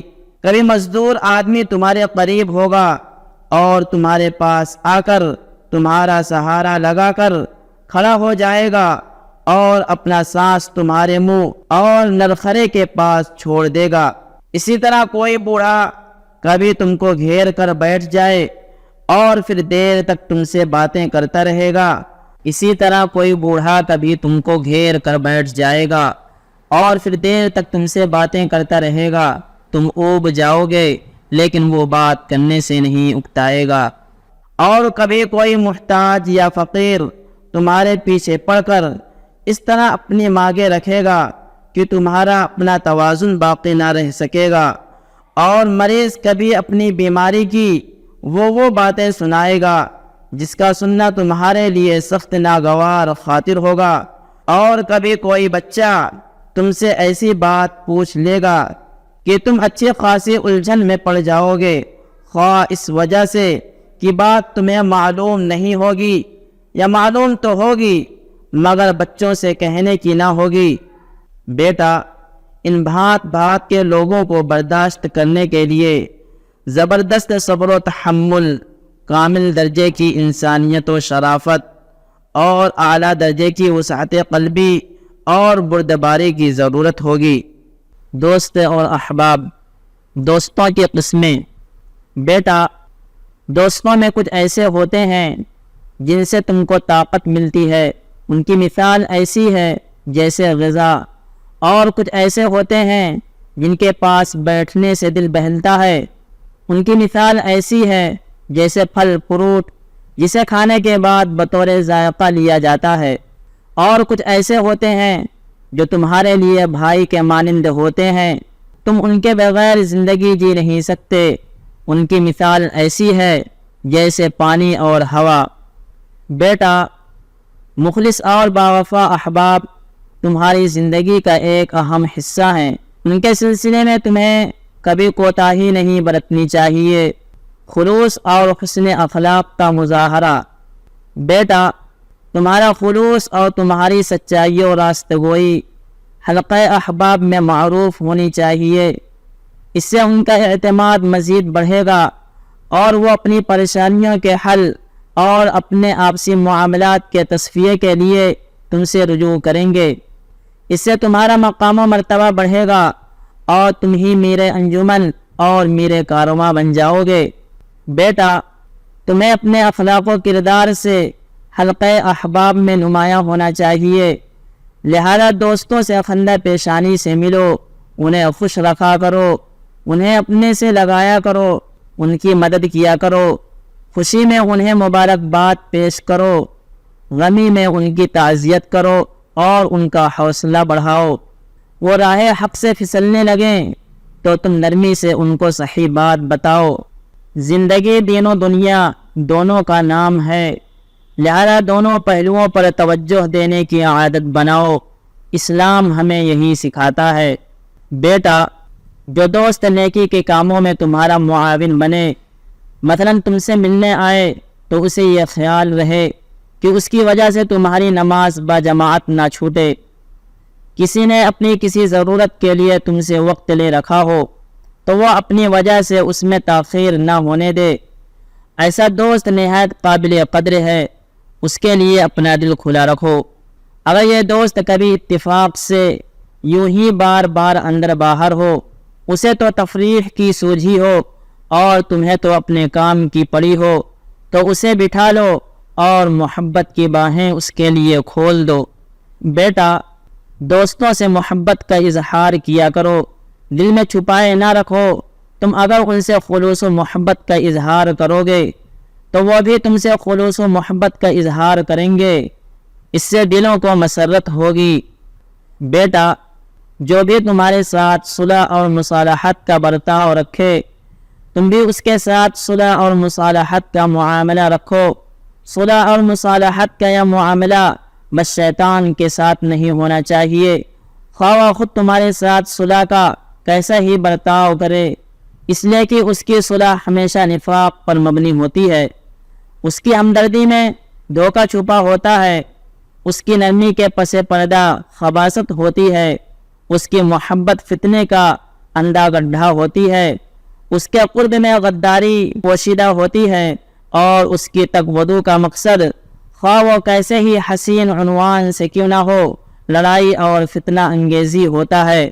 بیٹا، اگر تمہارا کوئی ساتھی تم سے کسی مسئلے میں بات کرے تو اس کی باتوں کو ہلکے میں نہ لو، ہو سکتا ہے کہ اس کی بات معقول اور بجا ہو، اسی طرح پوری بات سنے بغیر تردید کرنے میں جلدی نہ کرو، ہو سکتا ہے کہ وہ کوئی ایسی بات کہنے جا رہا ہو جس سے تم ابھی تک ناواقف ہو۔ دل آزاری اور انتقام سے بچو۔ بیٹا، احباب کے ساتھ ہمدردی اور مہربانی کا رویہ رکھو، نرمی اور رواداری کا برتاؤ کرو، ان میں سے کسی کے دل کو ٹھیس نہ پہنچاؤ، کسی کے احساس کو زخمی نہ کرو۔ اگر ان میں سے کسی میں کوئی بے ڈھنگا پن ہے تو ایسوں کو تماچا مارنے والوں کی کمی نہیں ہے، تم تو کم از کم اس کے ساتھ ایسا معاملہ نہ کرو۔ بدن زخمی ہو جائے تو اس کا ایک نقصان ہے، لیکن اگر دل یا احساس زخمی ہو تو دوہرا نقصان ہوتا ہے، اس لیے کہ ایسے زخم سے دل کے ساتھ جسم بھی متاثر ہوتا ہے۔ بیٹا، اپنے کسی یار کو اس کے کسی نامناسب حرکت پر کبھی اگر روک ٹوک کرو تو لب و لہجے کو نرم اور شائستہ رکھو اور بس اس سے آگے ہرگز نہ بڑھو۔ بیٹا، اپنے کسی دوست کے لیے دل میں نفرت اور انتقام کے جذبات ہرگز نہ رکھو، وہ جیسا بھی ہو مسلمان ہے اور مسلمان ہونے کے ناطے تمہاری ہمدردی کا مستحق اور تمہارے لیے قابل احترام ہے۔ اس کی غلطیوں کے بارے میں یہ سمجھ لیا کرو کہ وہ دین سے ناواقفیت یا انجام سے بے خبری کا نتیجہ ہیں۔ پاک باطن، کشادہ دل، بردبار اور باوقار بنو، احباب کی ناسمجھی کی باتوں پر صبر کرو، ان کی لغزشوں سے درگزر کرو، قصوروں کو معاف کر دینا اور لغزشوں سے درگزر کر جانا بڑی پیاری ادا ہے۔ یہ پاکیزہ اخلاق دوستوں میں جس قدر عام ہوں گے اتنا ہی ان کے اندر خلوص اور محبت بھی عام ہوگی۔ بیٹا، کسی ساتھی سے گفتگو کرتے ہوئے اگر تم اس پر غالب آ جاؤ تو اس کی چٹکیاں نہ لو اور نہ ہی اس پر ہنسو، اس لیے کہ ان باتوں سے اس کے دل میں نفرت و انتقام کا جذبہ بھڑک اٹھے گا۔ اسے آزادی دو ٹھنڈے دل سے سوچنے اور سمجھنے کا موقع دو۔ اس نے اگر تمہاری بات سن کر خاموشی اختیار کر لی یا کوئی دوسری گفتگو چھیڑ دی تو اس کا مطلب ہے کہ وہ تمہاری بات سے مطمئن ہے۔ پھر اور کیا چاہیے؟ تمہاری جو آرزو تھی وہ تو پوری ہو گئی۔ خوش اسلوبی سے کنارہ کش ہو جاؤ۔ بیٹا، جو ساتھی تمہیں بھروسے کے قابل نظر آئے، 1 مرتبہ 2 مرتبہ 3 مرتبہ اس کی لغزشوں کو نظر انداز کرو، لیکن لغزشیں اگر بار بار ہونے لگیں تو کوئی سخت بات کہہ کر اس کے احساس و شعور کو زخمی نہ کرو، بس خاموشی اور خوش اسلوبی سے اس سے کنارہ کش ہو جاؤ۔ ضروری نہیں کہ جان بوجھ کر وہ تمہیں پریشان کرنے کا ارادہ رکھتا ہو سکتا ہے کہ اس کی یہ لغزشیں لاپرواہی اور بے فکری کا نتیجہ ہوں، اس لیے کہ بہت سے لوگ ایسے ہوتے ہیں جو اپنی طبیعت اور مزاج کے اعتبار سے لا ابالی ہوتے ہیں۔ بیٹا، اگر تمہیں اپنے احباب کے بارے میں یہ محسوس ہو کہ جب تم ان سے کبھی دین کے بارے میں باتیں کرتے ہو تو وہ تمہاری باتوں کو کوئی حیثیت نہیں دیتے ہیں بلکہ الٹے اس کی تحقیر کرتے ہیں، تو کچھ دنوں تک ان کے اس تکلیف دہ رویے پر صبر کرو۔ پھر تمہیں اگر محسوس ہو کہ ان کی سرکشی بجائے کم ہونے کے بڑھتی جا رہی ہے تو ان سے علیحدہ ہو جاؤ اور ایسے لوگوں کو دوست بناؤ جنہیں دیکھ کر اللہ یاد آ جائے اور بندگی و طاعت کے کاموں میں تمہیں ان سے مدد ملے۔ بد کردار سے دور رہو۔ بیٹا، جو شخص اللہ کے حقوق کی ادائیگی میں کوتاہ واقع ہوا ہو اس سے محتاط رہو، اس کے قریب نہ بھٹکو۔ جسے اللہ کے حقوق کی پرواہ نہ ہو اسے تمہارے اور عام لوگوں کے حقوق کی پرواہ کب ہوگی؟ ایسا شخص اگر گناہ کے چھوٹے چھوٹے کاموں میں مبتلا ہو تو اس کی اس عادت کو معمولی نہ سمجھو، اس لیے کہ چھوٹے گناہ کشا کشا آدمی کو بڑے گناہوں تک پہنچا دیتے ہیں۔ چنانچہ جو شخص عورتوں پر بری نظر ڈالنے کا عادی ہو، ایک نہ ایک دن وہ شیطان کے دامے فریب میں آ کر عورتوں کے جال میں بھی پھنسے گا اور اپنے واقعات سنا کر تمہیں بھی عورتوں کے چکر میں ڈالے گا۔ اسی طرح جو شخص بھپتیاں کسنے اور لوگوں کا مذاق اڑانے کا عادی ہو وہ تمہیں بھی معمولی سمجھے گا اور موقع بے موقع تم پر اپنی برتری کا اظہار کرے گا، اور جو شخص غیروں کے طور و طریق کو اپنی زندگی میں اپنائے گا وہ خود بھی سنت کی زندگی سے دور ہوگا اور دوسروں کو بھی دور کرے گا۔ لہذا عافیت اسی میں ہے کہ ایسے لوگوں سے الگ رہا جائے تاکہ ان کے ضرر سے حفاظت رہے۔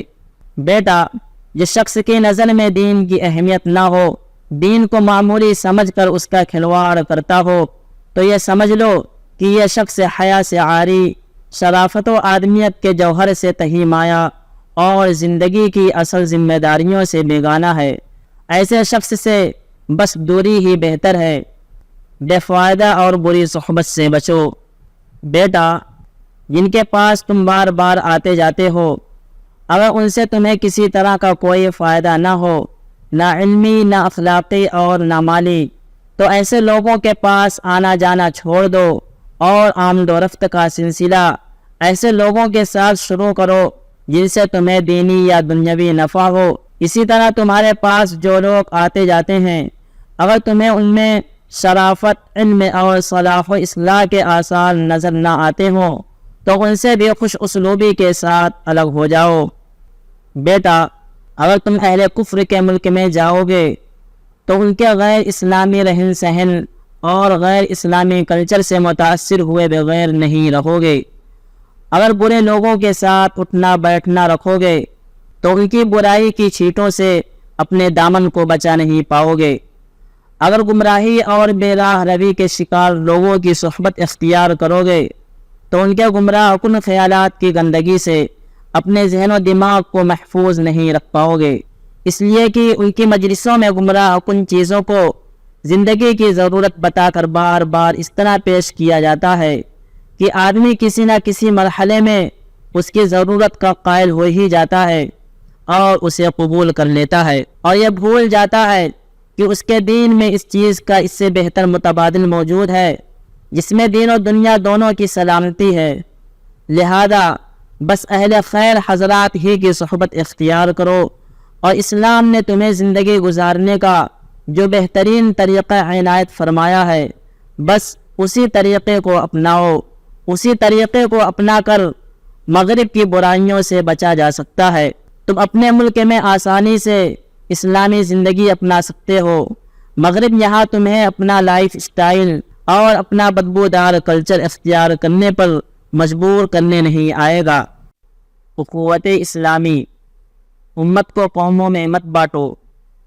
بیٹا، بہت سے مسلم ممالک ایسے ہیں جو اپنے مسلم باشندوں میں قومی اور نسلی تعصب کی روح پھونکنے میں لگے ہوئے ہیں۔ اس قومی اور نسلی تعصب کو ہوا دینے کا سب سے بڑا نقصان یہ ہے کہ ایک نسل یا ملک سے تعلق رکھنے والے مسلمان دوسرے مسلمانوں کے لیے جو دوسری نسل یا دوسرے ملک سے تعلق رکھتے ہیں اپنے دل میں نفرت کے جذبات رکھتے ہیں، جس کی وجہ سے تمام مسلمانوں میں خواہ وہ کہیں کے ہوں اور کسی بھی رنگ و نسل سے تعلق رکھتے ہوں، اسلامی اخوت اور بھائی چارہ کے جو رشتے استوار ہونے چاہیے تھے وہ استوار نہیں ہو پا رہے ہیں۔ ہر کوئی اپنی نسل کو سب سے افضل اور برتر سمجھتا ہے اور اپنی قوم اور برادری کے علماء اور قائدین سے چمٹا رہتا ہے، دوسری نسل اور برادری کے لوگوں کو کمتر سمجھتا اور انہیں حقارت کی نظر سے دیکھتا ہے، خواہ وہ کچھ بھی ہوں اور کیسی ہی خوبیوں کے مالک کیوں نہ ہوں۔ اس طرح ہم مسلمان خود اپنے ہاتھوں اپنے دشمنوں کے خوابوں کو شرمندہ تعبیر کر رہے ہیں۔ ہمارے دشمن تو چاہتے ہیں کہ ہم مسلمان ٹکڑیوں میں بٹے رہیں اور باہم دست و گریباں رہیں، لہذا قومیت، وطنیت، برادری واد اور نسلی تعصب کے جو نعرے لگائے جا رہے ہیں اور ان چیزوں کو جو بہت اہم بنا کر پیش کیا جا رہا ہے، کبھی بھی اس سے فریب مت کھانا اور گمراہ کن میڈیا کے اس طرح کے نعروں سے ہمیشہ ہوشیار رہنا۔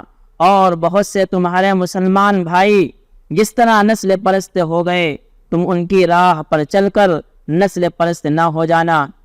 اسلام عالمی دین ہے، اس کے ماننے والے کہیں کے ہوں، کسی بھی رنگ و نسل سے ان کا تعلق ہو، دینی رشتے سے سب آپس میں بھائی بھائی ہیں۔ تم بھی عالمی بنو اور اسلام نے جو تمہیں عالمیت عطا کی ہے اس کو چھوڑ کر نسل اور قوم کی تنگ نایوں میں اپنے کو محدود نہ کرو، مسلمانوں کے حالات سے باخبر رہو۔ بیٹا، اگر آج ایک ملک سے دوسرے ملک اور بطور خاص ایک مسلم ملک سے دوسرے مسلم ملک کے سفر میں طرح طرح کی رکاوٹیں اور دشواریاں کھڑی کر دی گئی ہیں، جس کی وجہ سے تم دوسرے ممالک میں رہنے والے اپنے دینی بھائیوں سے مل نہیں سکتے، انہیں دیکھ نہیں سکتے، براہ راست ان کے حالات سے واقفیت حاصل نہیں کر سکتے، تو کم از کم اتنا تو ہونا ہی چاہیے کہ اخبارات و رسائل کے ذریعے ہی ان کے حالات سے واقفیت حاصل کرو، یا ایسے اسلامی مراکز سے رابطہ رکھو جہاں سے تمہیں اس طرح کی معلومات فراہم ہو سکیں۔ اسی طرح جو لوگ ایسے ممالک سے ہو کر آئے ہوں ان سے وہاں کے لوگوں کے حالات جاننے کی کوشش کرو، یا جن لوگوں کا ایسے حضرات سے ملنا ملانا ہوتا ہے ان سے جانکاری حاصل کرو۔ اور آج معلومات کے دوسرے بہت سے ذرائع پیدا ہو چکے ہیں، ان کو بھی اس مقصد کے حاصل کرنے کے لیے کام میں لایا جا سکتا ہے۔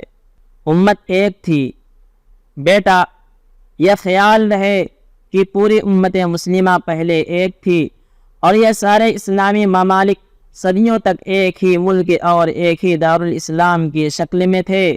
اس وسیع تر مملکت اسلامیہ میں مشرق سے مغرب اور شمال سے جنوب کا سفر کرنے کے لیے نہ کسی ویزے کی ضرورت تھی نہ پاسپورٹ کی، لیکن دشمنوں کی عیاری اور اپنوں کی سادہ لوحی کے سبب اس وسیع تر اسلامی مملکت کے حصے تقسیم ہوتے چلے گئے اور ایک امت مسلمہ مختلف قوموں میں بٹ کر رہ گئی، لیکن یہ مختلف قومیں اصل میں ایک ہیں، سب ایک ہی دینی اخوت کے بندھن میں بندھے ہوئے ہیں، ان سب کا دین ایک ہے، عقیدہ ایک ہے، قبلہ ایک ہے، لہذا دینی اخوت کے اس رشتے کو پہچانو اور اپنی بساط بھر اسے زندہ رکھنے کی کوشش کرو، اور دشمنوں کی سازشوں کو بھی سمجھو جنہوں نے ایک ہی امت کے افراد کے درمیان سرحدوں کی ایسی خلیج حائل کر دی کہ اس کی وجہ سے امت آپس میں ایک دوسرے کے لیے اجنبی ہو گئی۔ اسی طرح دشمنوں کے ان ایجنٹوں اور چیلوں کو بھی پہچانو جو دشمنوں کی سازشوں کو کامیاب بنانے میں ان کے آلۂ کار اور مہر بنے یا بن رہے ہیں۔ امت کے لیے کچھ تو کرو۔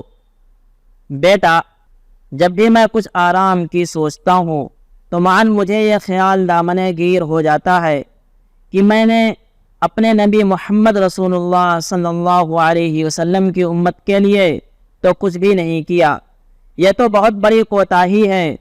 اس کی تلافی کے لیے تو مجھے بہت نیکیاں کرنی پڑیں گی، شاید تب کہیں جا کر اس سنگین کوتاہی کی تلافی ہو سکے۔ یہ خیال آتے ہی دل و دماغ پر بے چینی اور غم و حسرت کی ایک عجیب و غریب کیفیت سوار ہو جاتی ہے، اور پھر اللہ نے محض اپنے فضل سے دینی خدمت کا تھوڑا بہت جو موقع عنایت فرمایا ہے، بھاگ کر اسی میں دوبارہ مشغول ہو جاتا ہوں، اور اسی میں اپنے غم کا مداوع اور تسلی کا کچھ سامان پاتا ہوں۔ بیٹا، تم ہرگز اس طرح کی سنگین کوتاہی میں مبتلا نہ ہونا۔ امت کے لیے جو بھی خدمات تم سے بن پڑیں، ابھی سے ان خدمات کو انجام دو۔ تمہاری اصل توجہ دین ہی پر مبذول ہو، اور اللہ کی رضا کا حصول ہی تمہاری اصل فکر بنے۔ بیٹا، کبھی کبھی اپنے سے یہ سوال کیا کرو کہ تم جس امت محمدیہ کے فرد ہو، اس امت کے لیے اور امت کے افراد کے لیے آخر تم نے کیا کیا ہے؟ کہیں تم ان لوگوں میں سے تو نہیں جو دوسروں سے لیتے تو ہیں مگر ان کو کچھ دیتے نہیں؟ اگر تمہارا شمار ایسے لوگوں میں ہے تو تم بدترین انسان ہو۔ اگر تم بیرونی حملوں سے دفاع کے محاذ پر امت کا دفاع نہیں کر سکتے تو کم از کم اپنی سوسائٹی اور معاشرے کے اندر امت کی تعمیری و اصلاحی سرگرمیوں میں ایک سرگرم کارکن اور مستعد رضاکار بن سکتے ہو۔ اگر تم یہ بھی نہیں کر سکتے تو پھر اپنے گھر کو ہی سمجھداری کے ساتھ اچھے انداز سے چلاؤ اور تمام اہل خانہ کو اچھی تربیت دو۔ اگر تم خدا نخواستہ اس مد کے بھی نہ ہو تو کم از کم اتنا تو ہونا ہی چاہیے کہ اپنی نمازوں اور دوسری عبادتوں کی اچھی طرح پابندی رکھو۔ اگر عبادات کے اہتمام میں بھی تم سے کوتاہی واقع ہو تو کم از کم اس کا اہتمام تو کر ہی لو کہ تمہاری ذات سے کسی کو کوئی شر یا تکلیف ہرگز نہ پہنچے۔ اب آگے اس سے بھی زیادہ اپنے اوپر ستم نہ کرو۔ اگر تم اس حد سے بھی گزر گئے اور اسی حال میں تمہاری موت آ گئی تو ڈر ہے کہ تمہارا انجام اچھا نہ ہو۔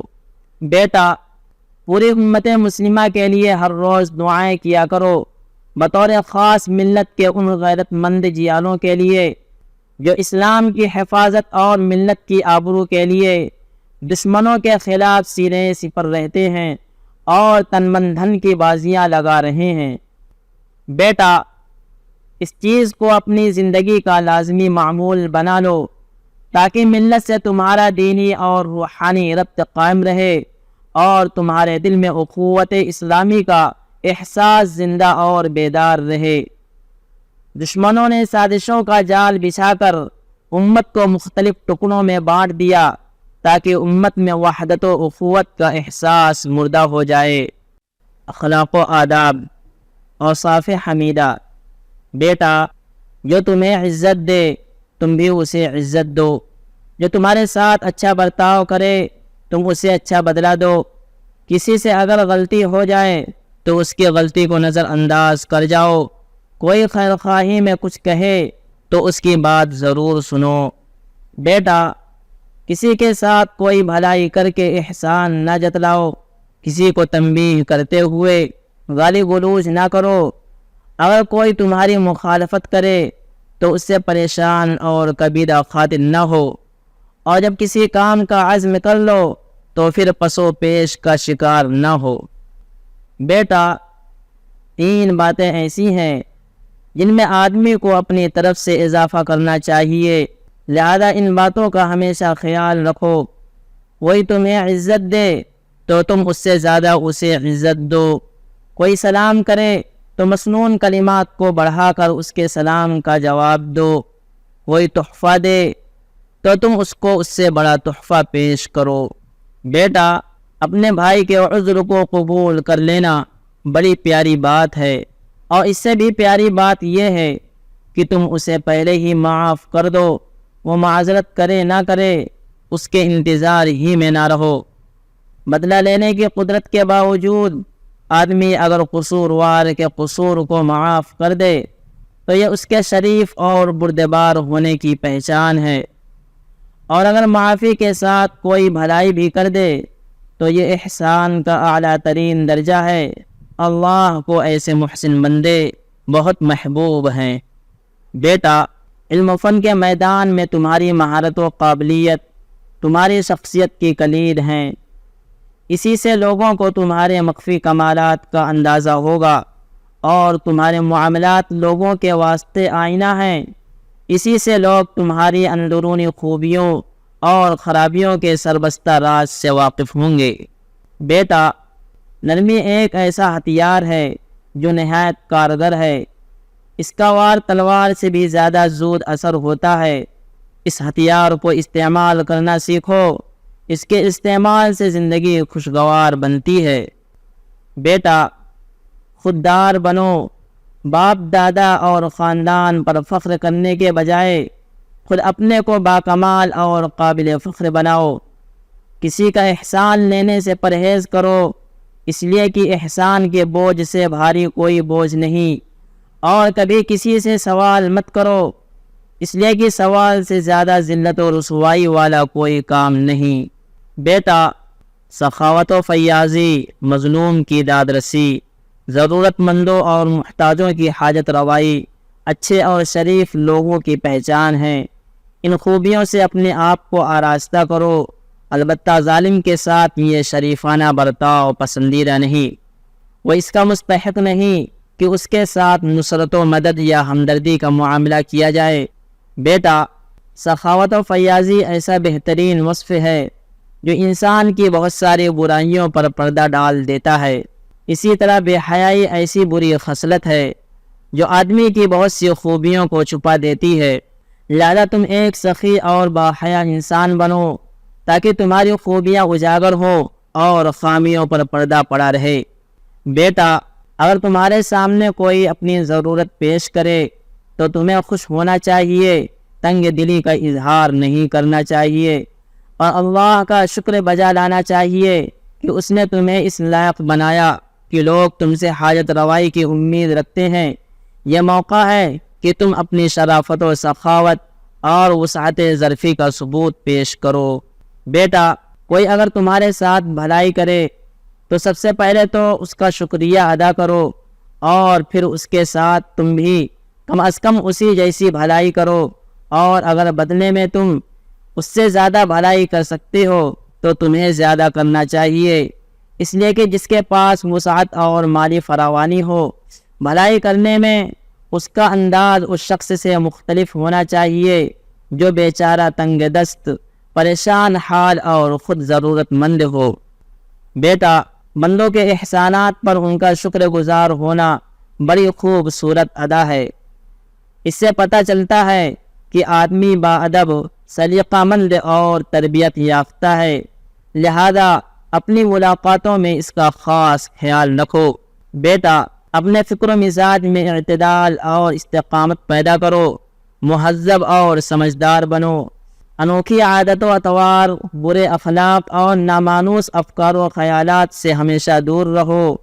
بیٹا، تم اپنے کو سنجیدہ اور خوش مزاج بناؤ، تند خوئی اور بد مزاجی سے بچو، نہ تو بڑکپن کا اظہار کرو کہ لوگ تمہیں قبول ہی نہ کر سکیں، اور نہ ایسی عاجزی کا اظہار کرو کہ تمہاری تحقیر پر اتر آئیں۔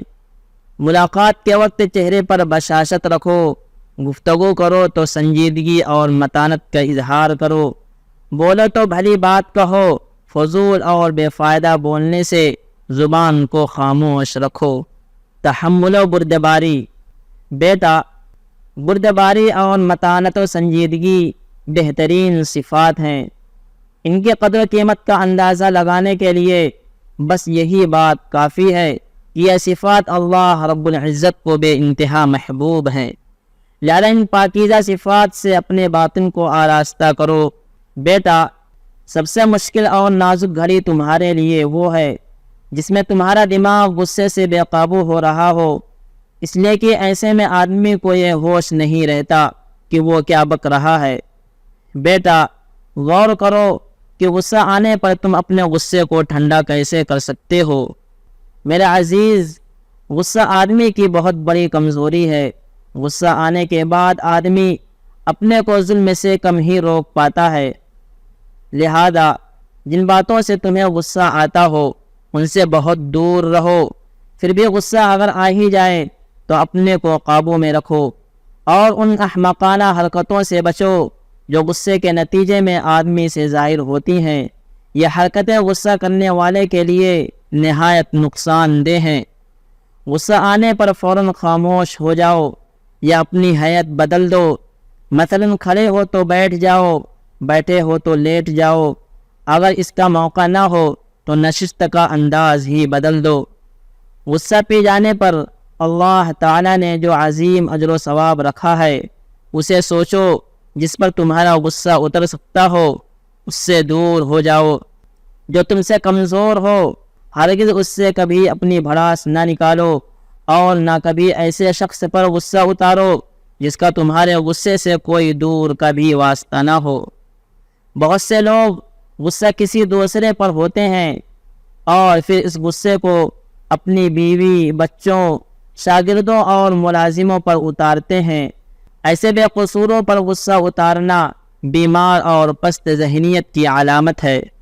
بیٹا، کسی کو غصے میں دیکھو تو اسے ٹھنڈا کرنے کی کوشش کرو، اور اگر تم یہ نہیں کر سکتے تو پھر اسے چھوڑ کر ہٹ جاؤ، اس لیے کہ غصہ بھی ایک طرح کا جنون ہے اور جنونی شخص کے پاس ٹھہرنا مناسب نہیں۔ وعدہ خلافی سے بچو۔ بیٹا، وعدے کم سے کم کرو۔ جب تک اس سے بچنا ممکن ہو بچو۔ زیادہ وعدہ کرنے والا وعدہ خلافی کا مرتکب ہو ہی جاتا ہے۔ جو چیز اپنے بس میں نہ ہو اس کا کبھی ذمہ نہ لو۔ اگر ایسی چیزوں کا ذمہ لے لوگے تو پھر اس کو پورا نہیں کر سکو گے۔ نتیجہ یہ ہوگا کہ لوگوں کی نظر میں بے اعتبار ٹھہرو گے اور رسوائی الگ ہوگی۔ وعدہ کیے بغیر خیر خیرات کرتے رہو اور اپنی حیثیت اور وسعت کے بقدر لوگوں کی ضرورتیں پوری کرتے رہو۔ وعدہ وہیں کرو جہاں وعدہ کرنا ناگزیر اور ضروری ہو اور اس سے بچنا دشوار ہو۔ بیٹا، ایسا وعدہ تو ہرگز نہ کرو جس کے پورا کرنے کا تمہارا ارادہ ہی نہ ہو، اس لیے کہ وعدہ خلافی منافق کی خصلت ہے۔ اس کے باوجود بہت سے احباب اور اہل تعلق اس کی بالکل پرواہ نہیں کرتے۔ بیٹا، جنہیں وعدوں کی کوئی پرواہ نہ ہو تمہیں بھی ایسے بے اعتبار لوگوں کی کوئی پرواہ نہیں ہونی چاہیے۔ بیٹا، بے وفائی سے بہت دور رہو۔ بے وفائی اور دھوکہ بہت ہی بری اور گھٹیا خصلت ہے۔ مغرور کی طرف التفات نہ کرو۔ بیٹا، اکڑنے اور شیخی بگاڑنے والے مغرور مالداروں کو بار بار نگاہ اٹھا کر مت دیکھو، ورنہ تمہارے دل کی حالت بدل جائے گی، ذہن منتشر ہو جائے گا اور اپنے اندر ایسی نئی نئی ناگوار کیفیت محسوس کرو گے جس کا پہلے کبھی تمہیں تجربہ نہ ہوا ہوگا۔ نیز مغرور شخص جب تمہیں دیکھے گا کہ اس کے عالی شان محل کی خوبصورتی اور چمک دمک تمہیں دم بخود اور مدہوش کیے دیتی ہے تو اس کا دل اس محل میں اور اٹکے گا اور اس کی عقل مزید بڑھ جائے گی، اور جب تم اس کی خوبصورت کار کو آنکھیں پھاڑ پھاڑ کر دیکھو گے تو وہ اور پھولے نہیں سمائے گا اور مال کے گھمنڈ میں مزید سرکش ہو جائے گا، اور جب تم ان چیزوں کو خاطر میں ہی نہیں لاؤ گے اور دیکھ کر تیزی سے گزر جاؤ گے اور تمہارے پاس جو ہے اسی پر خوش رہو گے تو یقین رکھو کہ ساعت کے رومال زیادہ بہتر اور زیادہ باقی رہنے والے ہیں، یعنی آخرت میں تمہیں جو بدلہ ملے گا وہ تمہارے حق میں زیادہ بہتر ہے۔ بیٹا کسی متکبر اور گھمنڈی انسان کو دیکھو تو تمہیں اس پر ہمدردانہ رنج اور افسوس ہونا چاہیے، اور اگر موقع ہو تو تمہیں اس بات پر اللہ تعالیٰ کے حضور سجدہ شکر بجا لانا چاہیے، یا شکر کی ادائیگی کے طور پر کچھ صدقہ و خیرات کرنا چاہیے کہ اس نے اپنے فضل سے تمہیں اس بدترین بیماری سے محفوظ رکھا اور اس جیسا نہیں بنایا۔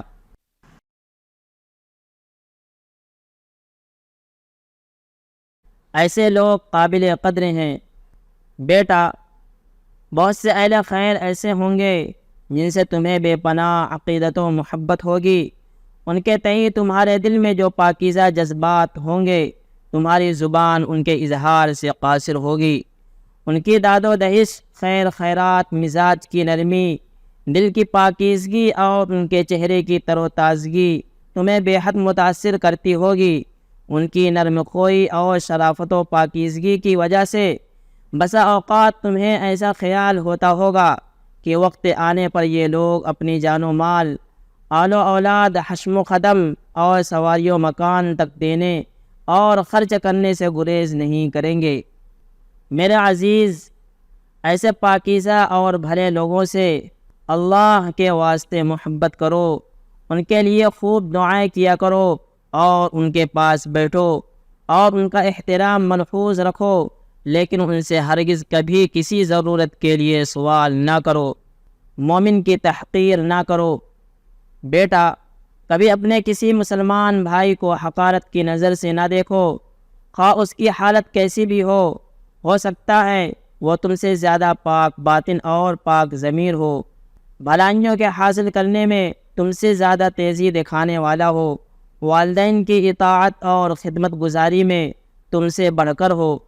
ممکن ہے کہ اس کے پاس جو مال و دولت ہو وہ تمہارے پاس مال و دولت سے بہت کم ہو، لیکن پھر بھی وہ بندے خدا مالک کے دیے ہوئے پر خوش اور راضی ہو، وہ بات کا سچا اور معاملات کا پکا ہو، اس کا دل کینہ کپٹ سے خالی اور آئینے کی طرح صاف ہو، اور ہو سکتا ہے کہ اللہ تعالیٰ تم دونوں کے لیے جنت کا فیصلہ کرے تو جنت میں اس کا مقام تمہارے مقام سے بہت بلند ہو۔ اسلامی آداب کی قدر کرو۔ بیٹا جب کسی کے پاس بیٹھ کر اس سے گھن ہونے لگے اور اس کے ہاتھ پاؤں کے بے ہنگم آگے کو بڑھے ہوئے یا نیچے کی جانب کو مڑے ہوئے نیلے پیلے ناخن اور ان کے نیچے بیٹھی ہوئی میل و گند کو دیکھ کر دل مالش کرنے لگے تو پھر ایسے شخص کے بارے میں سمجھ لینا چاہیے کہ یہ لاپرواہ انسان ہے۔ اسے جب اپنی صحت کی فکر نہیں تو اسے دوسری چیزوں کی بھی فکر نہیں ہوگی، خواہ وہ چیزیں صحت سے اہم ہوں یا اتنی اہم نہ ہوں۔ ایسے لوگوں کو دیکھ کر تمہیں سبق لینا چاہیے اور اپنی صحت کی حفاظت کا اہتمام کرنا چاہیے، اور تمہارے اندر ان اسلامی آداب کو اپنانے کا جذبہ پیدا ہونا چاہیے جن میں صفائی ستھرائی، ناخن تراشنے، بالوں کو موڑنے، ان کو درست رکھنے یا اس انداز کے دوسرے احکام دیے گئے ہیں۔ پیارے رسول اللہ صلی اللہ علیہ وسلم کے سکھائے ہوئے آداب اور آپ کے بتائے ہوئے طریقوں سے اپنی زندگی کو سنوارو۔ کیا کہنے اس معلم و مربی کے جو مخلوق میں سب سے اعلیٰ و اشرف ہو، اور کیا کہنے اس خوش قسمت امتی کے جو اس عظیم معلم کی سیرت و کردار کو اپنے لیے اسوہ اور نمونہ بنائے۔ بیٹا جو دینی تربیت ہم نے تمہیں دی ہے اس پر اللہ کا شکر ادا کیا کرو۔ ذرا گرد و پیش نظر اٹھا کر دیکھو، کوئی ایسا ملے گا جس کے لیے شراب پیے بغیر رات گزارنا مشکل ہے، کوئی ایسا نظر آئے گا جس کے یہاں ملازمت کوئی ڈھنگ کی ملازمت ہے ہی نہیں جب تک کہ وہ مرد و عورت کے مخلوط ماحول میں نہ ہو، اور کوئی ایسا بھی ملے گا جس کے نزدیک زندگی ہے ہی نہیں جب تک کہ دوسروں پر عرصہ حیات تنگ نہ کر دیا جائے۔ ان کا نظریہ ہے جینا ہے تو پھر دہر میں کوہرام مچا دو۔ مہمانی کا ادب۔ بیٹا جب کسی کے مکان میں داخل ہو تو داخل ہونے کے وقت ایک سرسری نظر مکان اور اس کے ساز و سامان پر ڈال لو، اور بار بار ادھر ادھر نظریں اٹھا کر اس طرح مت دیکھو کہ یوں محسوس ہو جیسے تم نے نہ تو کبھی کوئی مکان دیکھا ہے نہ ساز و سامان، نہ کبھی کسی گھر کے مکینوں کو دیکھا ہے اور نہ مہمانوں سے کبھی واسطہ پڑا ہے، اور جب کام ہو جائے تو وقار کے ساتھ سلام کر کے مسکراتے ہوئے وہاں سے رخصت ہو جاؤ، نکلتے ہوئے نگاہیں نیچی اور سامنے رکھو تاکہ نظر کسی ایسی جگہ نہ پڑے جو میزبان کے لیے باعث ناگواری ہو۔ میزبان نے تمہارا اعزاز و اکرام کیا ہے، خاطر مدارات کی ہے، لہذا مکان کے احاطے سے باہر آنے کے بعد میزبان یا اس کے اہل خانہ کے کسی عیب یا ان کے گھر کی کسی ناقابل ذکر چیز کا ہرگز کسی سے کوئی تذکرہ نہ کرو، یہ بات کسی طرح بھی مناسب نہیں۔ بیٹا، جب لوگوں کے ساتھ کھانا کھانے کا اتفاق ہو تو نہ تو کھانا کھانے کے لیے جلدی مچاؤ اور نہ کھانا جلدی جلدی کھاؤ، اسی طرح کھانا کھاتے ہوئے زبان باہر نہ نکالو، نہ دوسرے کے لقمے گنو اور نہ کھانے پر ایسا ٹوٹ پڑو کہ دوسروں کے سامنے کی بھی چیزیں سمیٹ کر چٹ کر جاؤ۔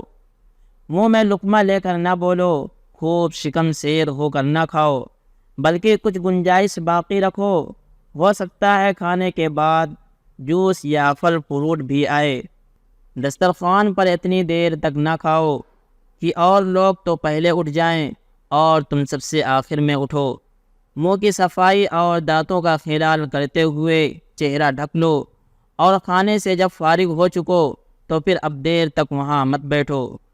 بیٹا، اس زمانے میں ایک دوسرے کے گھر لوگوں کا آنا جانا زیادہ تر رات میں ہو رہا ہے، حالانکہ رسول اللہ صلی اللہ علیہ وسلم اس بات سے پناہ مانگا کرتے تھے کہ رات میں کوئی آپ کے مکان پر آ کر دستک دے، مگر یہ کہ اس کی آمد کسی خیر کا باعث ہو، لہذا رات میں تم اگر کسی کے گھر جاؤ تو یہ جانا کسی خیر کا باعث ہونا چاہیے، مثلا وہاں جانے سے کوئی دینی یا علمی نفع ہو یا پھر جانے کی کوئی واقعی ضرورت ہو۔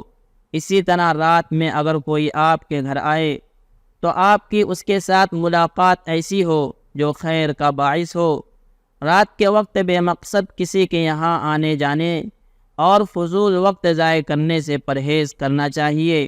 ہر لغو اور بیکار کام سے اللہ تمہاری حفاظت فرمائے۔ مجلس میں گفتگو کا آداب۔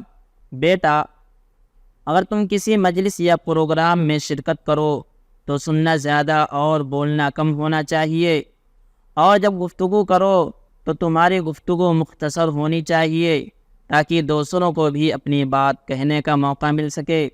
دوران مجلس پاس میں بیٹھے ہوئے شخص سے دبی اور آہستہ آواز سے زیادہ باتیں بھی نہ کرو۔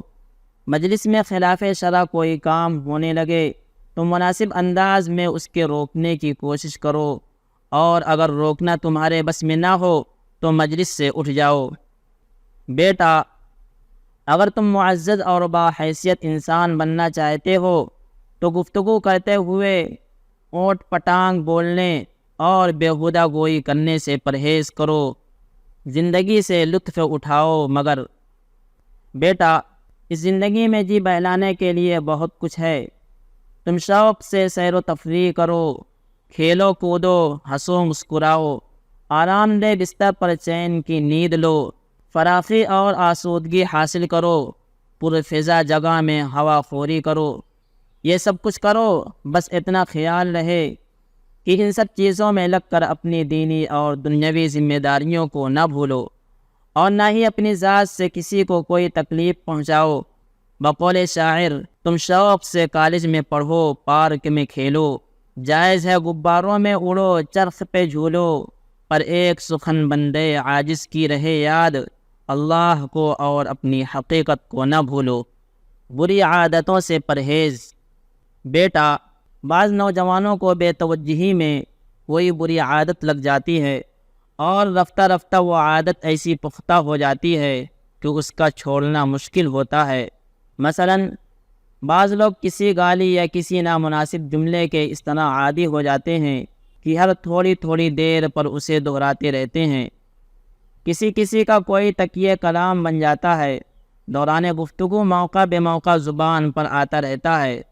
تکیہ کلام آدمی کی ایسی کمزوری ہے جس سے اس کی گفتگو کا حسن جاتا رہتا ہے۔ اسی طرح بعض لوگوں میں یہ کمزوری دیکھنے کو ملتی ہے کہ وہ کسی چیز کی وجہ سے فکر مند ہوتے ہیں تو اپنے بدن کے کسی حصے کو لاشعوری میں ہلاتے رہتے ہیں۔ ایسی کمزوریوں سے ہوشیار رہنا چاہیے تاکہ یہ کمزوریاں آگے چل کر مستقبل عادت کی شکل نہ اختیار کر لیں جن کا چھوڑنا دشوار ہو۔ بعض لوگوں کی کوئی چڑ ہوتی ہے، کوئی کسی بات سے چڑھتا ہے اور کوئی کسی خاص طرح کی حرکت سے۔ ایسے کسی شخص کے سامنے اس کی چڑ والا کام نہ کرو، داڑھی کے بالوں سے مت کھیلو، اسی طرح ہاتھ میں کوئی چیز لے کر یا منہ میں رکھ کر اس سے کھلواڑ نہ کرو۔ پند و نصیحت: بیٹا، اگر تمہیں اس بات پر فخر ہو کہ میں تمہارا باپ ہوں تو مجھے ہرگز یہ فخر نہیں کہ تم میرے بیٹے ہو۔ مجھے تم پر فخر جب ہوگا جب تم حق پرست بن جاؤ، مردوں کی چال چلو، گمراہی اور بے راہ روی کی ڈگر چھوڑ کر راہ حق راہی بن جاؤ۔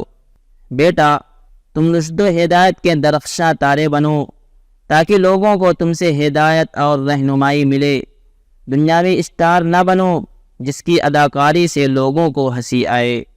بیٹا، ہمیشہ اپنے من والی ہی نہ کرو، یہ مزاج اچھا نہیں۔ بہتر یہ ہے کہ تم اپنے نفس کو انصاف کا پابند بناؤ۔ اگر تمہارا نفس تمہیں بے اعتدالی کی طرف لے جائے تو اسے اعتدال اور انصاف پر لاؤ۔ اگر وہ حدود سے آگے بڑھے تو اسے انصاف کی لگام دو اور قابو کرو۔ اور نفس کا مطالبہ اگر بجا ہے تو اب اس کی بات مان لینے میں کوئی حرج نہیں۔ بیٹا، تم اگر اپنے سرکش نفس کو لگام دے سکتے ہو تو تم طاقتور انسان ہو۔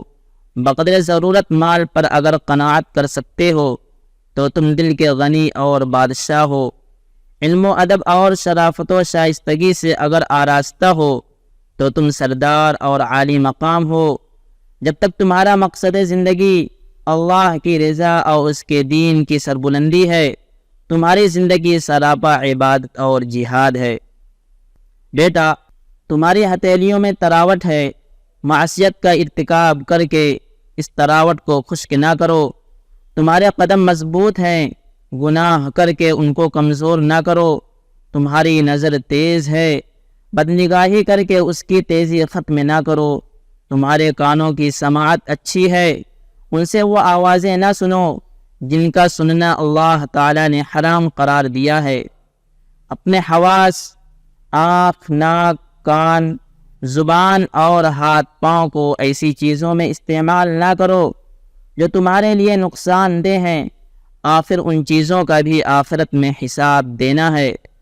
اللہ تعالیٰ کا ارشاد ہے، ان السمع والبصر والفؤاد كل اولئک کان عنہ مسئولا۔ بے شک کان، آنکھ، دل، ان ساری چیزوں کے بارے میں پوچھا جائے گا۔ دنیا سے جی نہ لگاؤ۔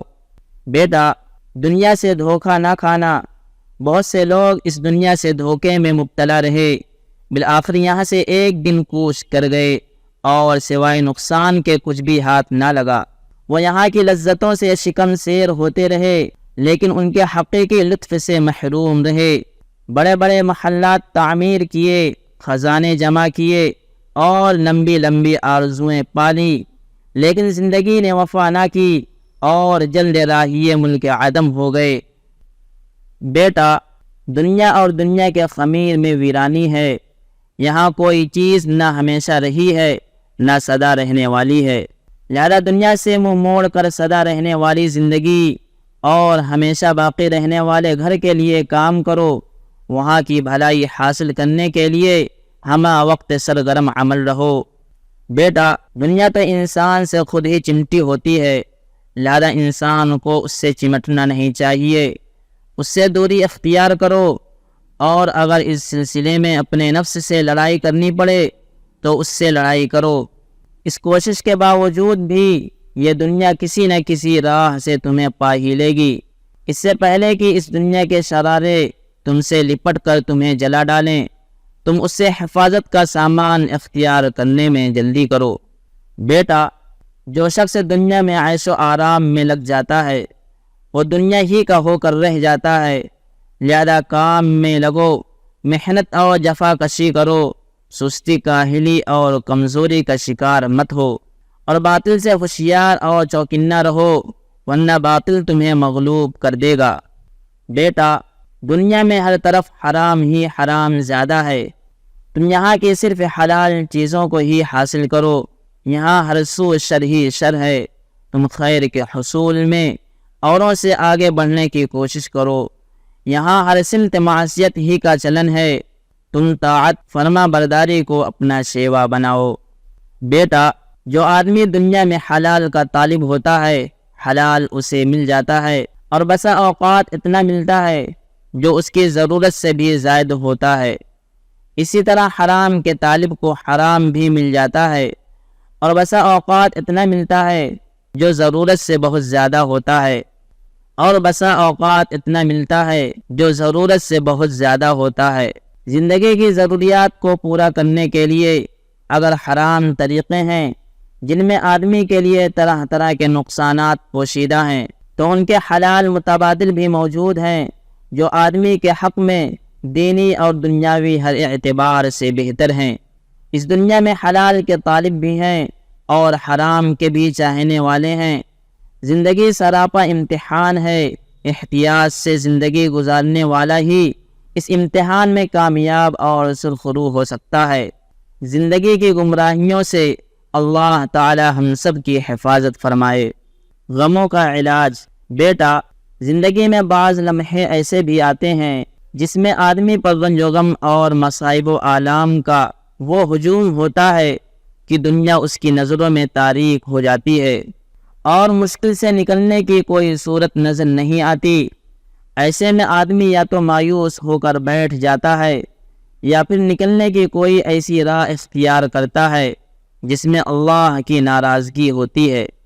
خبردار میرے عزیز، خبردار، نہ مایوسی کو قریب آنے دو اور نہ کوئی ایسا کام کرنا جس سے اللہ ناراض ہو، اس لیے کہ مایوسی وہ خاموش زہر ہے جو آہستہ آہستہ انسان کو موت کی نیند سلا دیتی ہے، اور اللہ کی ناراضگی مول لینا بڑی خطرناک بات ہے۔ جس کے دل میں اللہ کی عظمت کا احساس زندہ ہو، اسے ایسے کام کی ہمت نہیں ہو سکتی۔ پیارے، ایسی مشکل گھڑی میں کرنا یہ ہے کہ بس اللہ کے سامنے پڑ جانا ہے، اسی کے سامنے رونا اور گڑ گڑانا ہے، ندامت کے آنسو بہانا ہے اور توبہ کر کے اس کو منانا ہے، اس لیے کہ حالات اسی کی طرف سے آتے ہیں، لہذا ان سے پناہ اور نجات بھی صرف اسی کے پاس مل سکتی ہے۔ وہی غموں کو دور کرتا ہے، دکھوں سے نجات دیتا ہے، دلوں کی فریاد سنتا ہے اور لوگوں کی بگڑی بناتا ہے۔ بیٹا، ایک غم بسا اوقات دوسرے غموں کا سبب بن جاتا ہے، لہذا سبھی غموں کو سنجیدگی سے نہ لیا کرو، کچھ پر توجہ دو اور کچھ سے نظریں بچا کر آگے بڑھ جایا کرو۔ غموں کی وجہ سے اپنی سرگرمیوں کو ختم نہ کرو، نہ تنہائی اور کنارہ کشی اختیار کرو اور نہ ہی اپنی ذمہ داریوں کی ادائیگی میں سستی برتو۔ اللہ سے ڈرتے رہو اور صبر کرو اور امید رکھو کہ انشاءاللہ ایک نہ ایک دن اللہ کے حکم سے غموں کے بادل چھٹیں گے اور تمہاری پریشانیاں آسانیوں سے بدلیں گی۔ ظلم اور ظالم دونوں سے دور رہو۔ بیٹا، اگر تمہیں کبھی یاد آئے کہ تم نے کسی پر ظلم کر کے اس کا حق مارا ہے تو سارے کام دھندے چھوڑ دو، پہلے اس کا حق لوٹانے کی فکر کرو، اس لیے کہ کہیں اگر اس نے تمہارے حق میں بد دعا کر دی تو پھر زندگی تمہارے لیے وبال بن جائے گی۔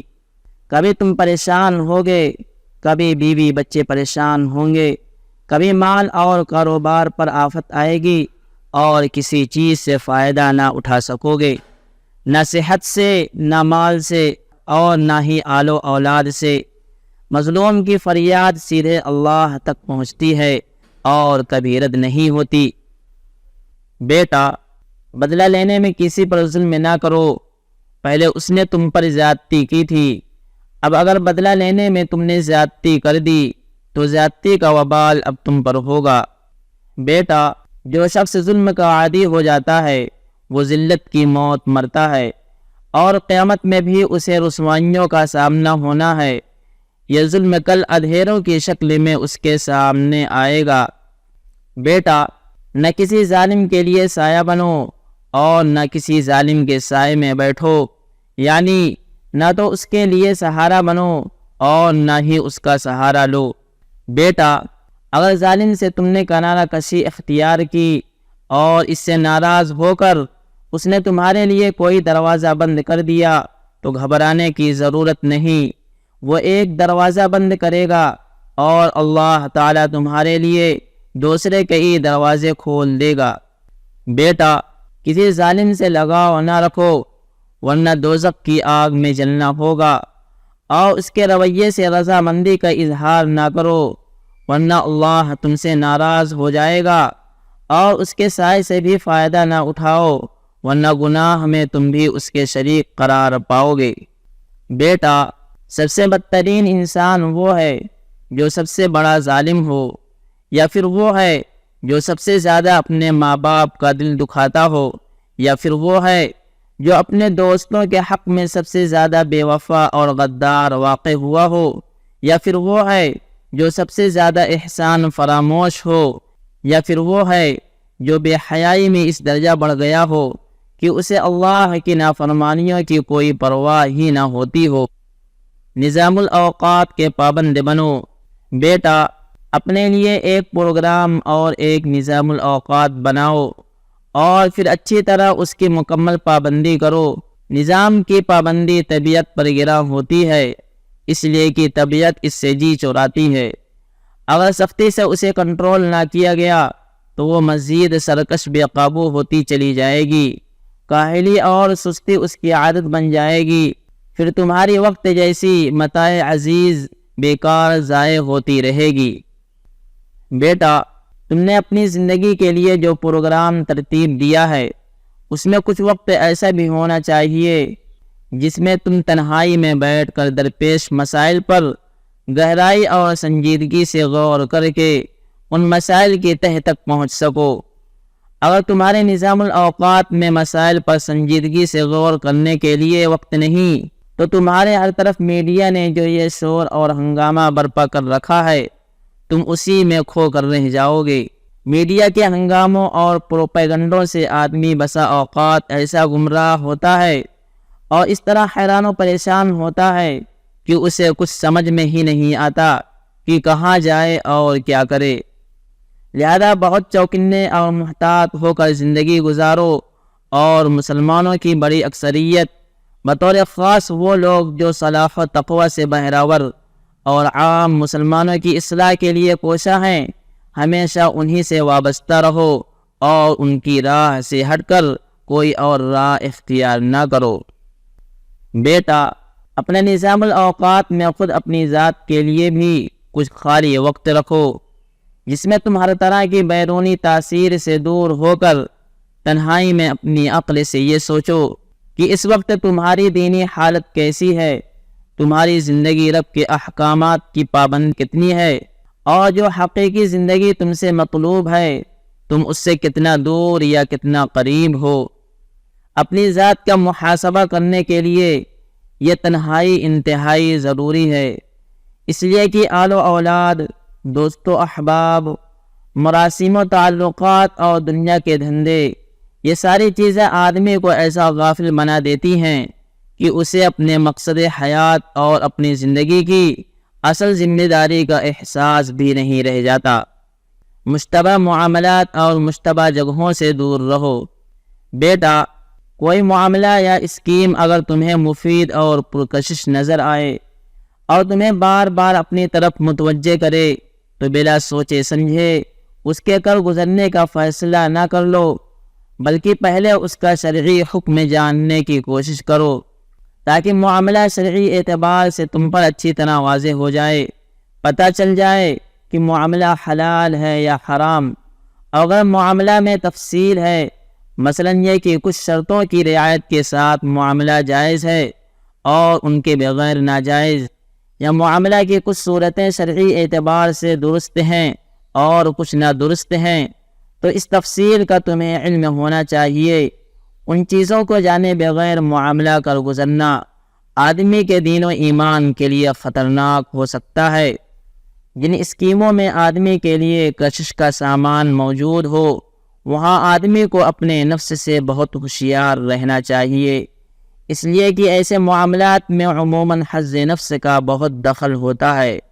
آدمی غیر شعوری طور پر نفس کے بہکاوے میں آ کر خواہشات سے مغلوب ہو جاتا ہے اور غیر شرعی اقدام کر بیٹھتا ہے۔ بیٹا، اگر تمہارے سامنے کوئی پھندا ہو تو کیا تم اس پھندے میں کود پڑو گے؟ اگر تم کو اس پھندے سے بچ نکلنے کی قدرت ہوگی، جب بھی نہیں کودو گے۔